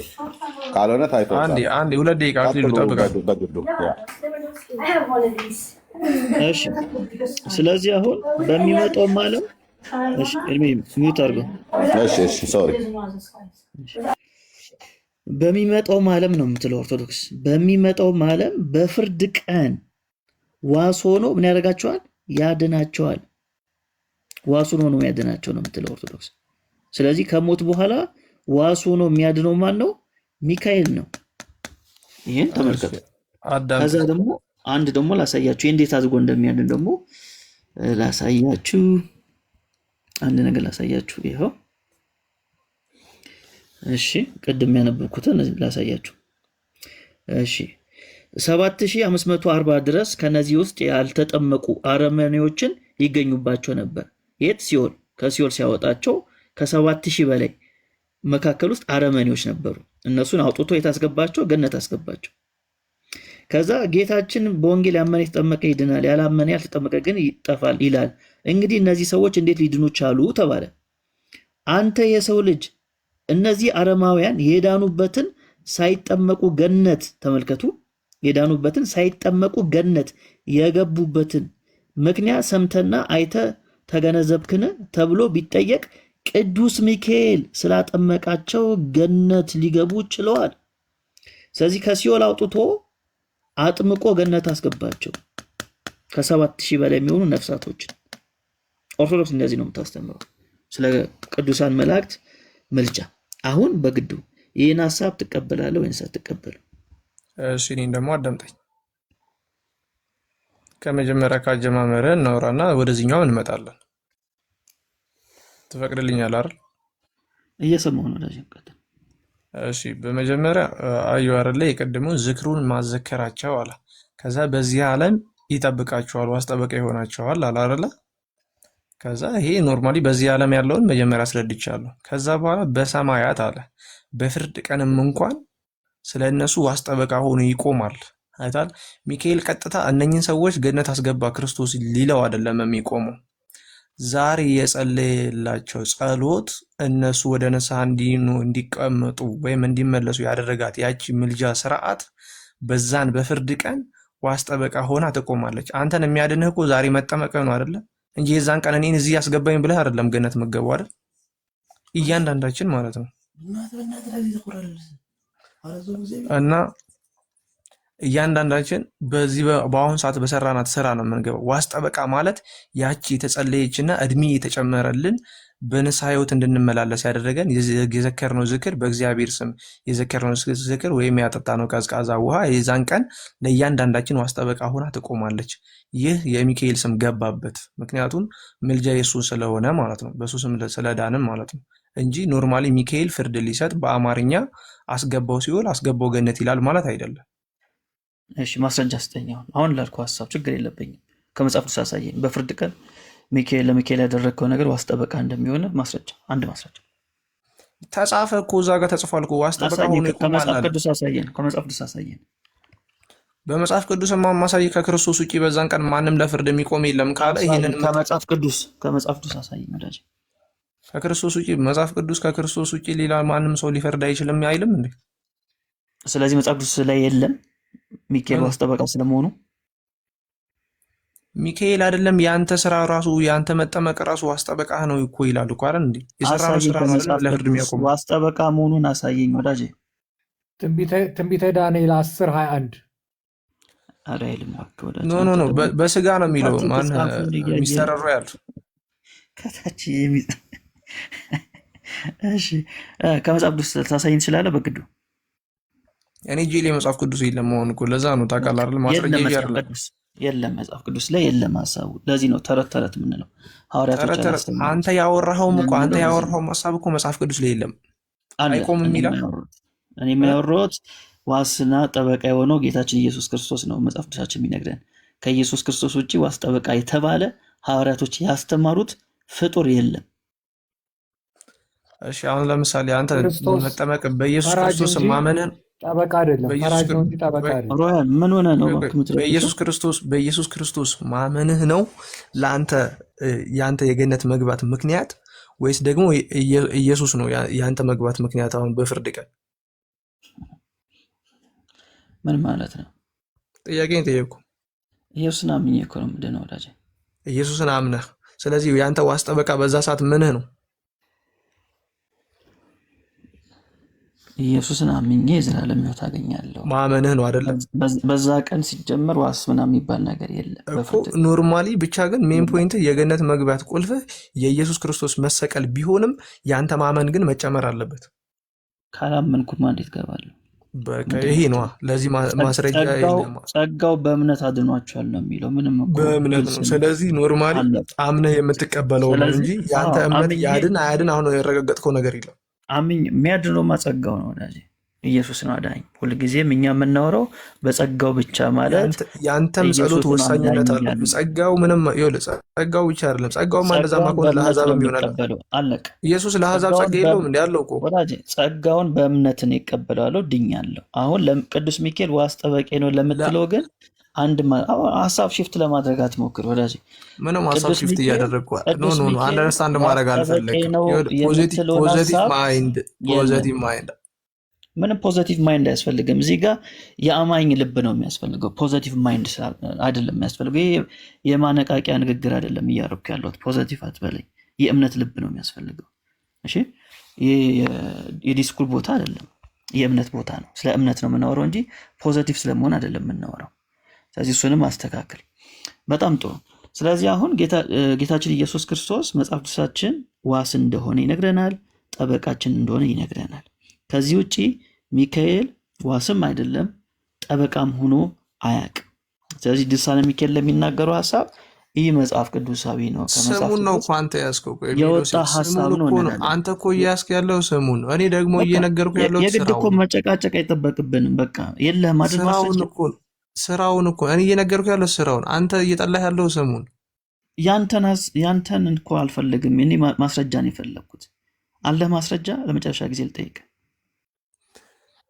ዋስ ጠበቃ አንተ ዋስ ጠበቃ የተረዳህበት መንገድ ትክክል አይደለም። ኖርማሊ ይገባኛል። ኦርቶዶክሳዊ ብትሆን ኖሮ ይህንን እያወራ ያለሁትን ሀሳብ ቢያንስ 50% 100% ባትቀበል 50% የመቀበል ፕሮባቢሊቲ ይኖረናል። መሆንም አልፈልግም። ሁኜ ጥዬ የወጣሁት ነገር ነው ኦርቶዶክሳዊነት ወዳጄ። ስለዚህ ምንም ኦርቶዶክሳዊ በሚል እንትን አትበለኝ። ኑሬበት አስተምሬበት እንደማይጠቅም እርባና ቢስ እንደሆነ ጥዬ የወጣሁት ነገር ነው። ስለዚህ ምንም እንደ አዲስ ነገር ለእኔ ለመንገር አትሞክር። አትስደበን። እርባና ቢስ ማለት በለብኝ። ለእኛ እርባና አለው፣ ለአንተ እርባና ሮያል አስወጥቻለሁ። በቃ ስርዓት የለ። ጀርመን ስለተሸነፈች እኛ ላይ ነው እንደምትወጣብን። እሺ፣ ስለዚህ አሁን ወደ ሌላው ፖይንት ደግሞ እንለፍ። እስራኤላውያንን ከግብፅ አውጥቶ የመራቸው ማን ነው? በቀንና በሌሊት እኔ እኮ አንድ ነገር አለ ሚሎሴ፣ በመጀመሪያ ደረጃ ማለት ነው ይሄ ማለት በቀናነት የምንነጋገርበት ነገር ይሁንና እስራኤላውያንን እየመራ መጽሐፍ ቅዱስ ላይ ቁጭ ያለ አማርኛ አለ። እየመራ እግዚአብሔር ከግብፅ ባርነት አወጣቸው ይላል። እሺ፣ ድርሳነ ሚካኤል ነው ይለናል። በቃ ለአዳምጠኝ ልመጣልህ ነው ይላል። ከዛ አባቶች ደግሞ ሚካኤል እየመራ አወጣቸው ይላሉ። ወይም ደግሞ ድርሳነ ሚካኤል ላይ ተጽፏል ባጭሩ ማለት ነው። በቃ ከዛ እግዚአብሔር አይደለ ወይ የመራቸው? ለምን ሚካኤል ተባለ ልትል ነው አይደለ? እግዚአብሔር ብቻውን የመራቸው ወይንስ አጋዥ ነበሩ? እግዚአብሔር ምንም አይነት አጋዥ ያስፈልገው። ስለዚህ ብቻውን የመራቸው። ኖርማሊ ግን እግዚአብሔር እኔንም አንተንም ማዘዝ ይችላል። አንተ እያወራህ ያለኸው ራሱ ማለት ነው በእግዚአብሔር ፈቃድ ነው አይደል? ስለና ሀፕን ስላደረገ ታሪክ ነው እያወራን ያለ ነው አይደል? ሀፕን አድርጎ ስለተጻፈ ታሪክ ነው እያወራን ያለ ነው። ስለዚህ መላምንቶችን እዚህ ላይ ማቅረብ አንችልም። መላምት እኮ አይደለም አንተ እያወራህ ያለው አሁን መላምት ነው እንዴ? አንተ ያንተ ድምጽ የምሰማው መላምት አይደለም፣ ሪያሊቲ እኮ ነው። ስለኔ አይደለም እኮ ፖይንት፣ ወደዚህ ስለተጻፈ ነገር ነው እያወራን ያለ ነው። ታዲያ ምሳሌ ካልተቀበልክ እንዴት ነው እኔ ቦታው ላይ ሄደን እኔ እናንተ መረዳዳት የምንችለው? ምሳሌ የሚያስፈልገው እኮ የሆነ ትምህርትን ለማስረዳት ነው እንጂ በግልጽ አማርኛ የተጻፈውን ታሪክ ለመቀየር አይደለም ምሳሌ የሚያስፈልገው። ስለዚህ የኔ ጥያቄ ወይም እንደዚህ አድርጌ ላስቀምጥልህ፣ እስራኤላውያንን እግዚአብሔርና ሚካኤል ናቸው ያስወጧቸው ወይንስ እግዚአብሔር ብቻውን ያስወጣቸው? ይህን ነገር አንድ ነገር አለ እየነገርኩህ እኮ እግዚአብሔር አጋዥ አይፈልግም አይደለም። እስራኤላውያንን ከግብፅ ባርነት ሲያወጣ ዓለምን ሲፈጥርም አጋዥ አልነበረውም። እሺ፣ ስለዚህ ሚካኤልን ያስወጣቸው የሚለው እንዴት ነው የምታየው? ሚካኤል ነው ያስወጣቸው የሚለው እንዴት ነው? በጣም ጥሩ። ሚካኤል ነው ያስወጣቸው ብላ ቤተክርስቲያን የምታስረዳበት መንገድ እኔ ልንገርህ። ማመን አለማመን ያንተ ፋንታ ነው። በማስረጃ ደግሞ ብታደርግልኝ በጣም ደስ ይለኛል። ንገረኝ ግን በማስረጃ አድርግልኝ። መጽሐፍ ቅዱስ እኮ ጥሬ ቃል ነው የሚቀመጠው። ኖርማሊ ተብራራ ነገር የለውም አይደል? ኧረ እባክህ ይህን ቃል በእናትህ አትበለው። ደስ ጥሬ ቃል አትበለው። አንተ ቀኑን ሙሉ ስትሰድበን አለ የምትውለውም ችግር አለ። አይ አልሰደብኳችሁ፣ ምንም ማስረጃ እኔ አንተም ስትናገረኝ እንዲህ ነው የሚደብረኝ። በአንተ ልምጣና እኔ ብሰድባችሁ አንተን ይሆናል የሰደብኩ። አልሰደብኩም ብትል አንተ ግን የእግዚአብሔርን ቃል ነው ጥሬ እያልክ የተሳደብክ ያለው። እኔ ጥሬ ቃል ነው እያልኩ ያለሁት በቃ ኖርማሊ ሪል የተቀመጠው አንድ አይነት አንድ አማርኛ ብቻ ነው። ጥሬ ቃል አይባልም። እሺ አይባል፣ ችግር የለውም። በቃ ኧረ ችግር አለው አይባልም። መጽሐፋችንማ ጥሬ ቃል አትለውም። ለማንኛውም ያ እንደዛ ተቀመጠ አይደለ? እግዚአብሔር ይህንን አደረገ ማለት ሚካኤል አወጣቸው ማለት ኖርማሊ ሚካኤልም አወጣቸው፣ ሳጥናኤልም አወጣቸው፣ ማንም አወጣቸው፣ ሁሉ የእግዚአብሔር ፈቃድ ነው። አለቀ። በባርነት መገዛታቸው ሁሉ የእግዚአብሔር ፈቃድ ነው። ጭራሽ ሳጥናኤልም አወጣቸው ቢባል ችግር የለውም ነው የምትለው? እግዚአብሔር መሰለህ አዳምጠኝ፣ ይኸውልህ አዳምጠኝ። ማንም በባርነት መያዛቸው ሁሉ የእግዚአብሔር ፈቃድ ነው። በቃ ይኸውልህ እኔ ልንገርህ፣ በባርነት መያዛቸው አይደለም የእግዚአብሔር ነው። የሚካኤል አትበለኛ፣ የሳጥናኤል ነው አትበለኝ። የሁሉም ይኸውልህ በቃ ምክንያት ግን አላቸው። ፈርዖን ሲያንገላታቸው ለምሳሌ ይኸውልህ የያዕቆብን ዋጋ ወይም ደግሞ የእስራኤል በፊት መበደላቸው ዋጋ ፈርዖን ያንገላታቸውን ጊዜ እንኳን ማለት ነው ፈርዖን አይደለም ያንገላታቸው፣ እግዚአብሔር እየፈተናቸው ነበር።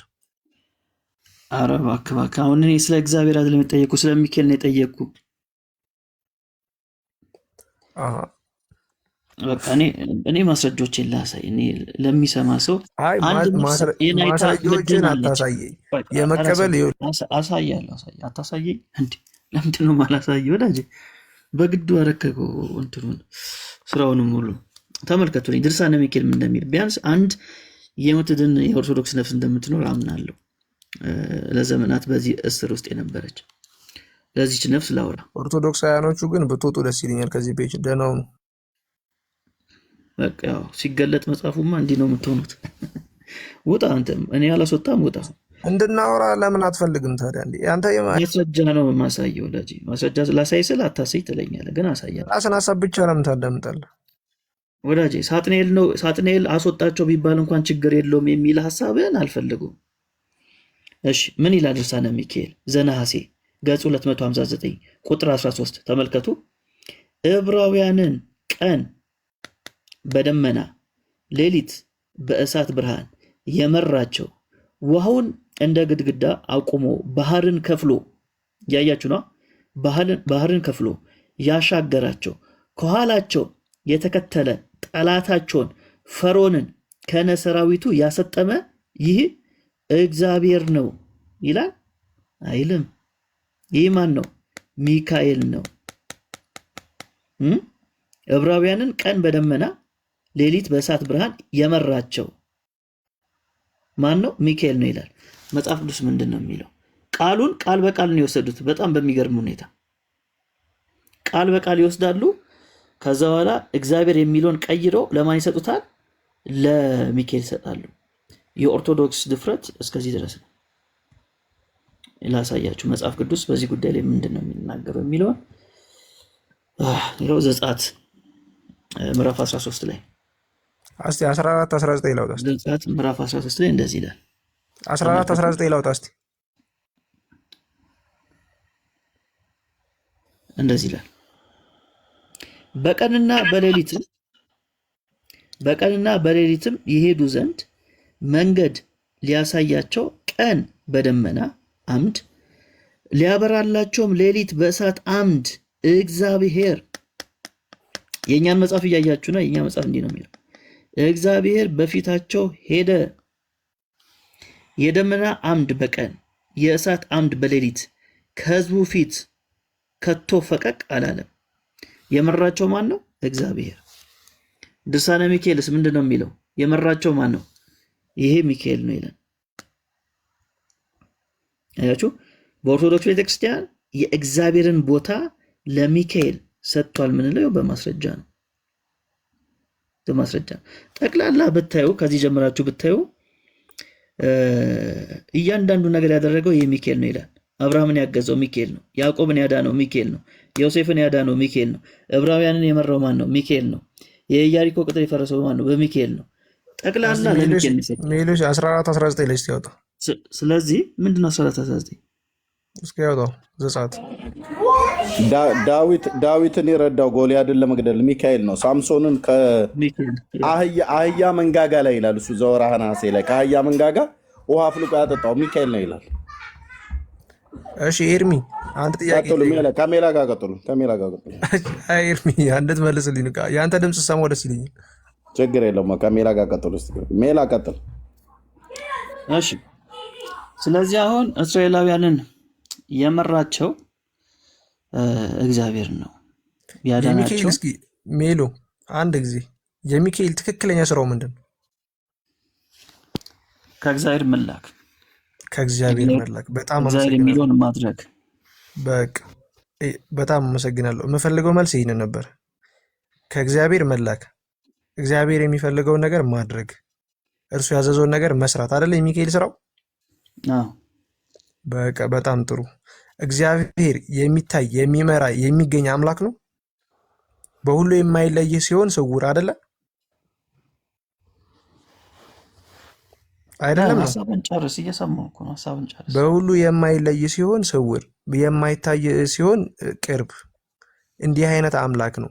እኛ ባህረ ኤርትራን ሚካኤል አቆመ ስንል እግዚአብሔር ሳይረዳው በራሱ ስልጣን መጥቶ ይዘህ ውጣ ብሎት ሳይሆን የእግዚአብሔር መልአክ ታዛዥነቱን በውስጡ አደረገ። ሙሴ ሲመታ ባህረ ኤርትራ የማቆም ስራን ሚካኤል ሰራ። ምክንያቱም ለእግዚአብሔር ታዘዘ እንጂ ሚካኤል በገዛ ፈቃዱ እስራኤልን ከባርነት አወጣ። ሚካኤል አዋጋ፣ ሚካኤል ሾመ፣ ሚካኤል እስራኤልን ነፃ አደረጋት፣ አወጣት። የሰው ልጅ ሚካኤል አዳነ፣ ከሲኦል ነፍሳትን በርብሮ አወጣ። ቤተክርስቲያን በጭራሽ አትልም። ቤተክርስቲያን እንዲህ ካለችም በየዘመኑ አላለችማ። አንተ የተረዳህበትን መንገድ ግዴታ አላለችም ትላለህ እንዴ? ኧረ እባክህ እንዴ! አሁንማ የማይሆን ነገር አታውራ። አሁን እየዋሸ ነው፣ ትልቅ ውሸት እየዋሸ ነው። ከፍቼ መጽሐፉን እያሳየው አላለችም አትበል እንዴ።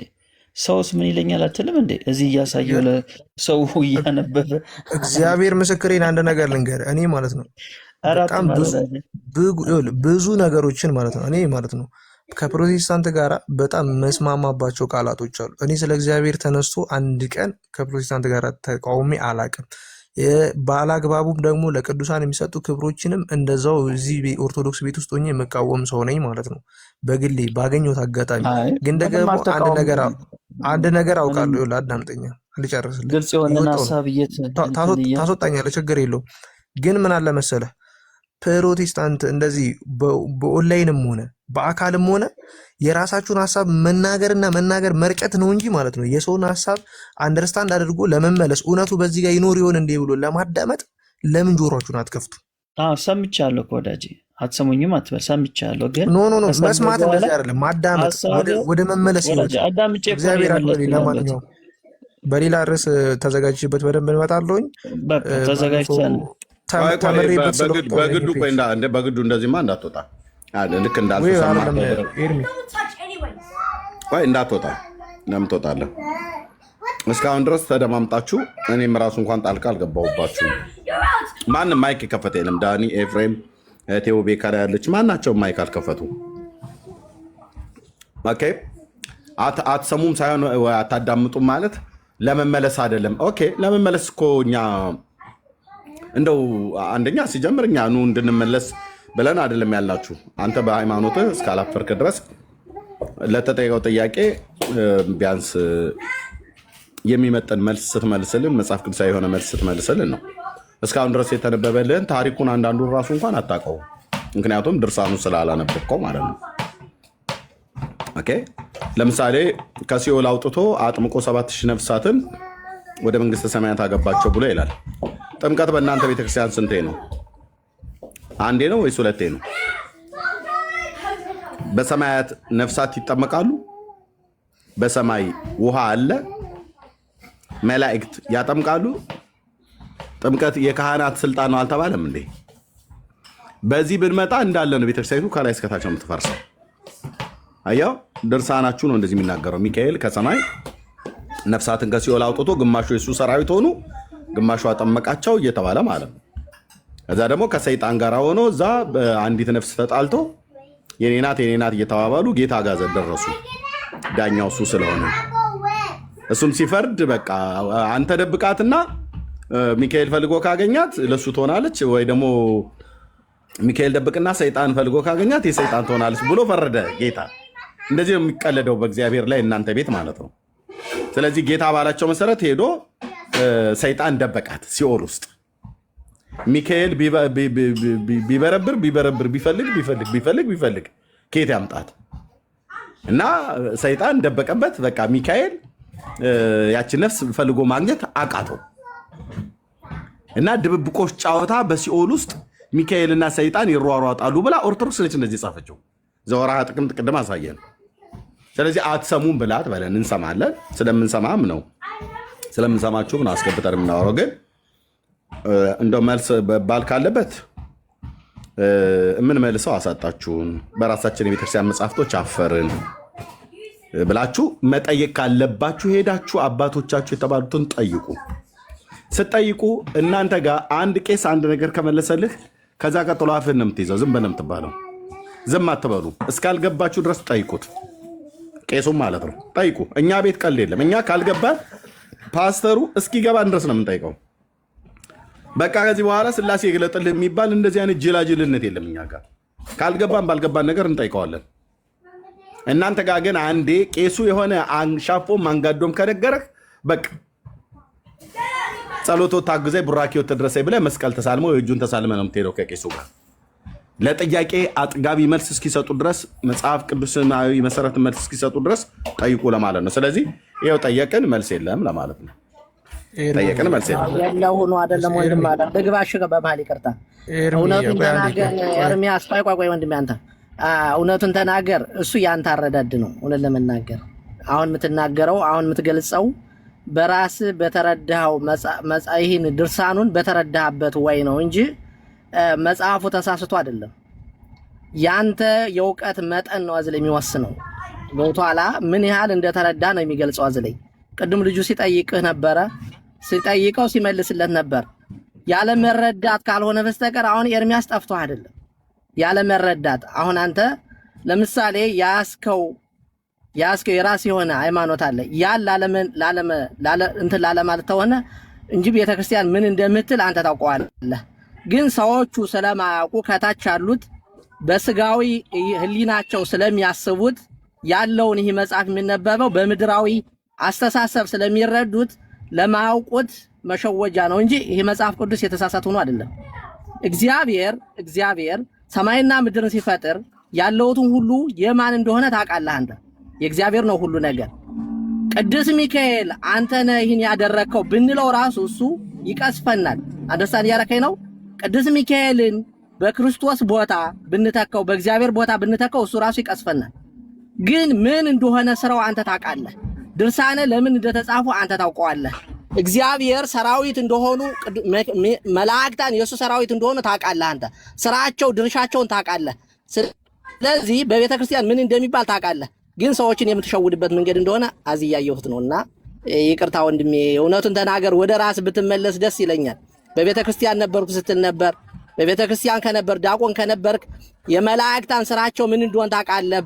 በሰማይም ሆነ በምድር ያለው የእግዚአብሔር መጉቦነቱ እያንዳንዱ ስልጣናቸውን ታውቃለህ። እግዚአብሔር የሚያስተዳድርበትን የሚፈጥርበትን የሚያደርግበትን አንተ ታውቃለህ። ስለዚህ ወደ ራስ ወደ ቀልብ ብትመለስ ደስ ይለኛል እኔ ብዬ አስባለሁ። ምክንያቱም ከዚህ የማውቋት ምዕመናን ምንም ዕውቀት የሌላቸውን መሸወጃ እንጂ መላእክታን የእግዚአብሔር ሰራዊቶች እንደሆኑ ምድርም የሚስተዳደር በሰማያዊ ስትራቴጂ እንደሆነ አንተ ታውቃለህ። ጠፍቶህ አይደለም። ከታች እስከ ላይ ያለ ማለት ነው። ሊቀ መላእክት የተባለበት የመላእክታን አለቃ የተባለበት ለምን እንደሆነ ሳጥናኤል ለምን እንደተወረወረ አንተ ታውቃለህ። መላእክታን ስራቸው ድርሻቸው ምን እንደሆነ ታውቃለህ። የተሰጣቸው ድርሻ በእግዚአብሔር ዘንድ እግዚአብሔር አይችል ሆኖ አይደለም። ሁሉ ነገር ሰማይና ምድርን የፈጠረ ነው። ግን የራሱ የሆኑ ሰራዊቶች አሉት። ሚካኤልን አወጣቸው ስንል ከእግዚአብሔር ፍጹም ትእዛዝ ውጭ ነው እያለን አይደለም። እግዚአብሔር በተላከበት መላእክታን ተላላኪዎች ናቸው። መላእክታን የሚላላኩት ግን እግዚአብሔር ሲያዛቸው ነው። የራሳቸው የተሰጣቸው ስልጣን አለ። ለምንድን ነው ቅዱስ ገብርኤል ተልኮ መጽሐፍ ቅዱስ ላይ ተቀምጧል። ተልኮ የተነገረውን ስላላመነ አይንህ ዲዳ እንትን ጉሮ ይዘጋ ብሎ ራሱ እንዲዘጋ ያደረገው በተሰጠው ጸጋ ነው። አንተ ለምንድነው እንድትናገር የሚያደርግህ? እግዚአብሔር በሰጠ ጸጋ ነው። የሰው ልጅ የፈጠረበት የራሱ የሆነ ጸጋ አለው። ሰው ልጅ የተፈጠረበት የራሱ የሆነ ዕውቀት አለው። ምንም አይችልም እያለ አይደለም። ሰው ልጅ በእውቀት እያደገ ሲሄድ ብዙ ነገር ከእግዚአብሔር የተሰጠው ጸጋ አለ። የራሱ ድርሻ አለ። ነብዩ ዝናብ እንዲቆም ያደረገ ነብዩ ሲናገር ዝናብ እንዲቆም ያደረገ እግዚአብሔር አይችሉን ሆነው እግዚአብሔር ለምንድነው ያን ጸጋ የሰጠው? ዝናብ እንዲቆም አደረገ። መላእክታን ጨርሳለህ ብዬ ነው ዝም ያልኩህ፣ እንዳላቋርጠህ ብዬ ነው።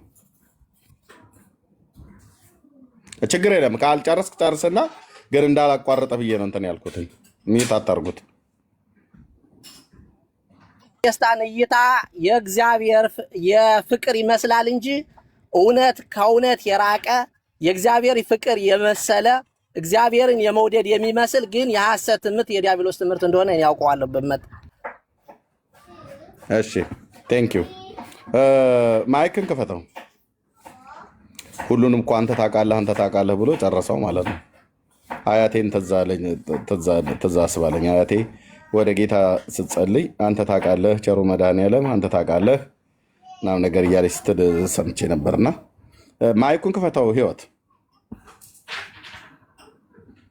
ከፍቼዋለሁ። እንኳን ለሰኔ 12 ቀን አደረሰ ለዓመቱ በዓል። ስለማታምንበት እንኳን አደረሰ አልልህም። አታምንበትም። እንኳን አደረሰ ኢየሱስ የተባለ እንኳን አደረሰ ነው ያልኩህ። ወደ ስድብ ሲገባ እንኳን አደረሰ ብዬ ስለው እንደዚህ ሐሰት ነው። ከልብ ስላልሆነ አልቀበልም። እንኳን አደረሰ አልኩህ። አንተ ከፈለክ እንኳን አብሮ አደረሰ ማለት ትችላለህ፣ ወይ ደግሞ አልልህም ማለት ትችላለህ። አታምንበትም አልልህም። አንተ አይመለከትህም። እሺ አይመለከትህም። ቅዱስ ሚካኤልን ተዚያ ውጠህ እሺ ሰኔ 12 ቀን ሚካኤል ምን የሆነበት ቀን ነው?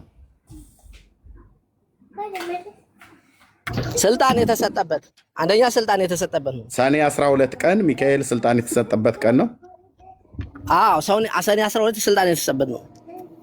ከምን ላይ ነው ያገኘው መረጃ? ቀስ ብለህ አውራ። እኔ እናንተን የምናወራው ሰኔ 12 ቀን ቤተክርስቲያን አስተምርሃለች። አንተ ግን አታውቅም። እውቀትን አንተ ስለተማርክ እዚህ አስተምረን። 422 ሰው አለ እዚህ የሚሰማ፣ በአይንድ ባይ ተደብቆ ብዙ ሰው አለ የሚሰማ። አንተ አስተምረን በቃ። ሰኔ 12 ስልጣን የተቀበለበት ቀን ነው። መጽሐፍ ቅዱስን በሙላ ሳትቀበል አንተ ገድላትን አላስተምርም። መጽሐፍ ቅዱስን ትቀበላለህ። ሰኔ 12 ቀን ሚካኤል ስልጣን የተቀበለበት ቀን ነው ብለኸኛል። እኔ መጽሐፍ ቅዱሳዊ መረጃም አልጠየቅኩም። አስተምረን ግን ምንጭ ጥቀስና አስተምረን ነው ያልኩህ። የግድ ከመጽሐፍ ቅዱስ ብቻ አምጣ አላልኩም። ከፈለግከው መጽሐፍ ጥቀስ፣ ከእናንተ መጽሐፍት ግን ጠቅሰህ ንገረን። እኔ ሻል አዋቂ ነኝ። ቅድም አንተ ታውቃለህ አልከኝና አሁን ደግሞ አታውቅም አልከኝ እና ቀስ ብለህ አንተ የምትነግረን ንገረን። ሰኔ 12 ቀን ስልጣን የተቀበለበትን ምንጭ መረጃ ጥቀስልን። የግድ ከመጽሐፍ ቅዱስ አላልኩም። ከፈለግከው ጥቀስ። ተቀበለው አልነግርህም። አትቀበለው ማለት እኔ ባልቀበል እዚህ ያለ ሰው ይቀበላል። በቃ አላስረዳህም። አትቀበለው። ማታምንበትን ነገር ሜሎስ ሊቀበል ይችላል ወይ ዳኒ ሊቀበል ይችላል። እሺ ምን ልታረግ ገባሽ ካላስረዳህን? እናንተ የተሸፈነ ውሸት የሆነ ኢየሱስ ክርስቶስን የሚወድ የሚመስል የሐሰት ትምህርት እንደሆነ የምታስተምሩት በቃ ታች ወረድ። በቃ የገባው ሊያስረዳን አይደለም። ለምን እንደው ታውቃላችሁ ምን ሊፈጠር እንደሚችል ገብቶታል። ለዚህ ነው አንተ ታውቃለህ ብሎኝ እዛ ሲጠየቅ ግን ወዘልፈኒ ነገር ነው።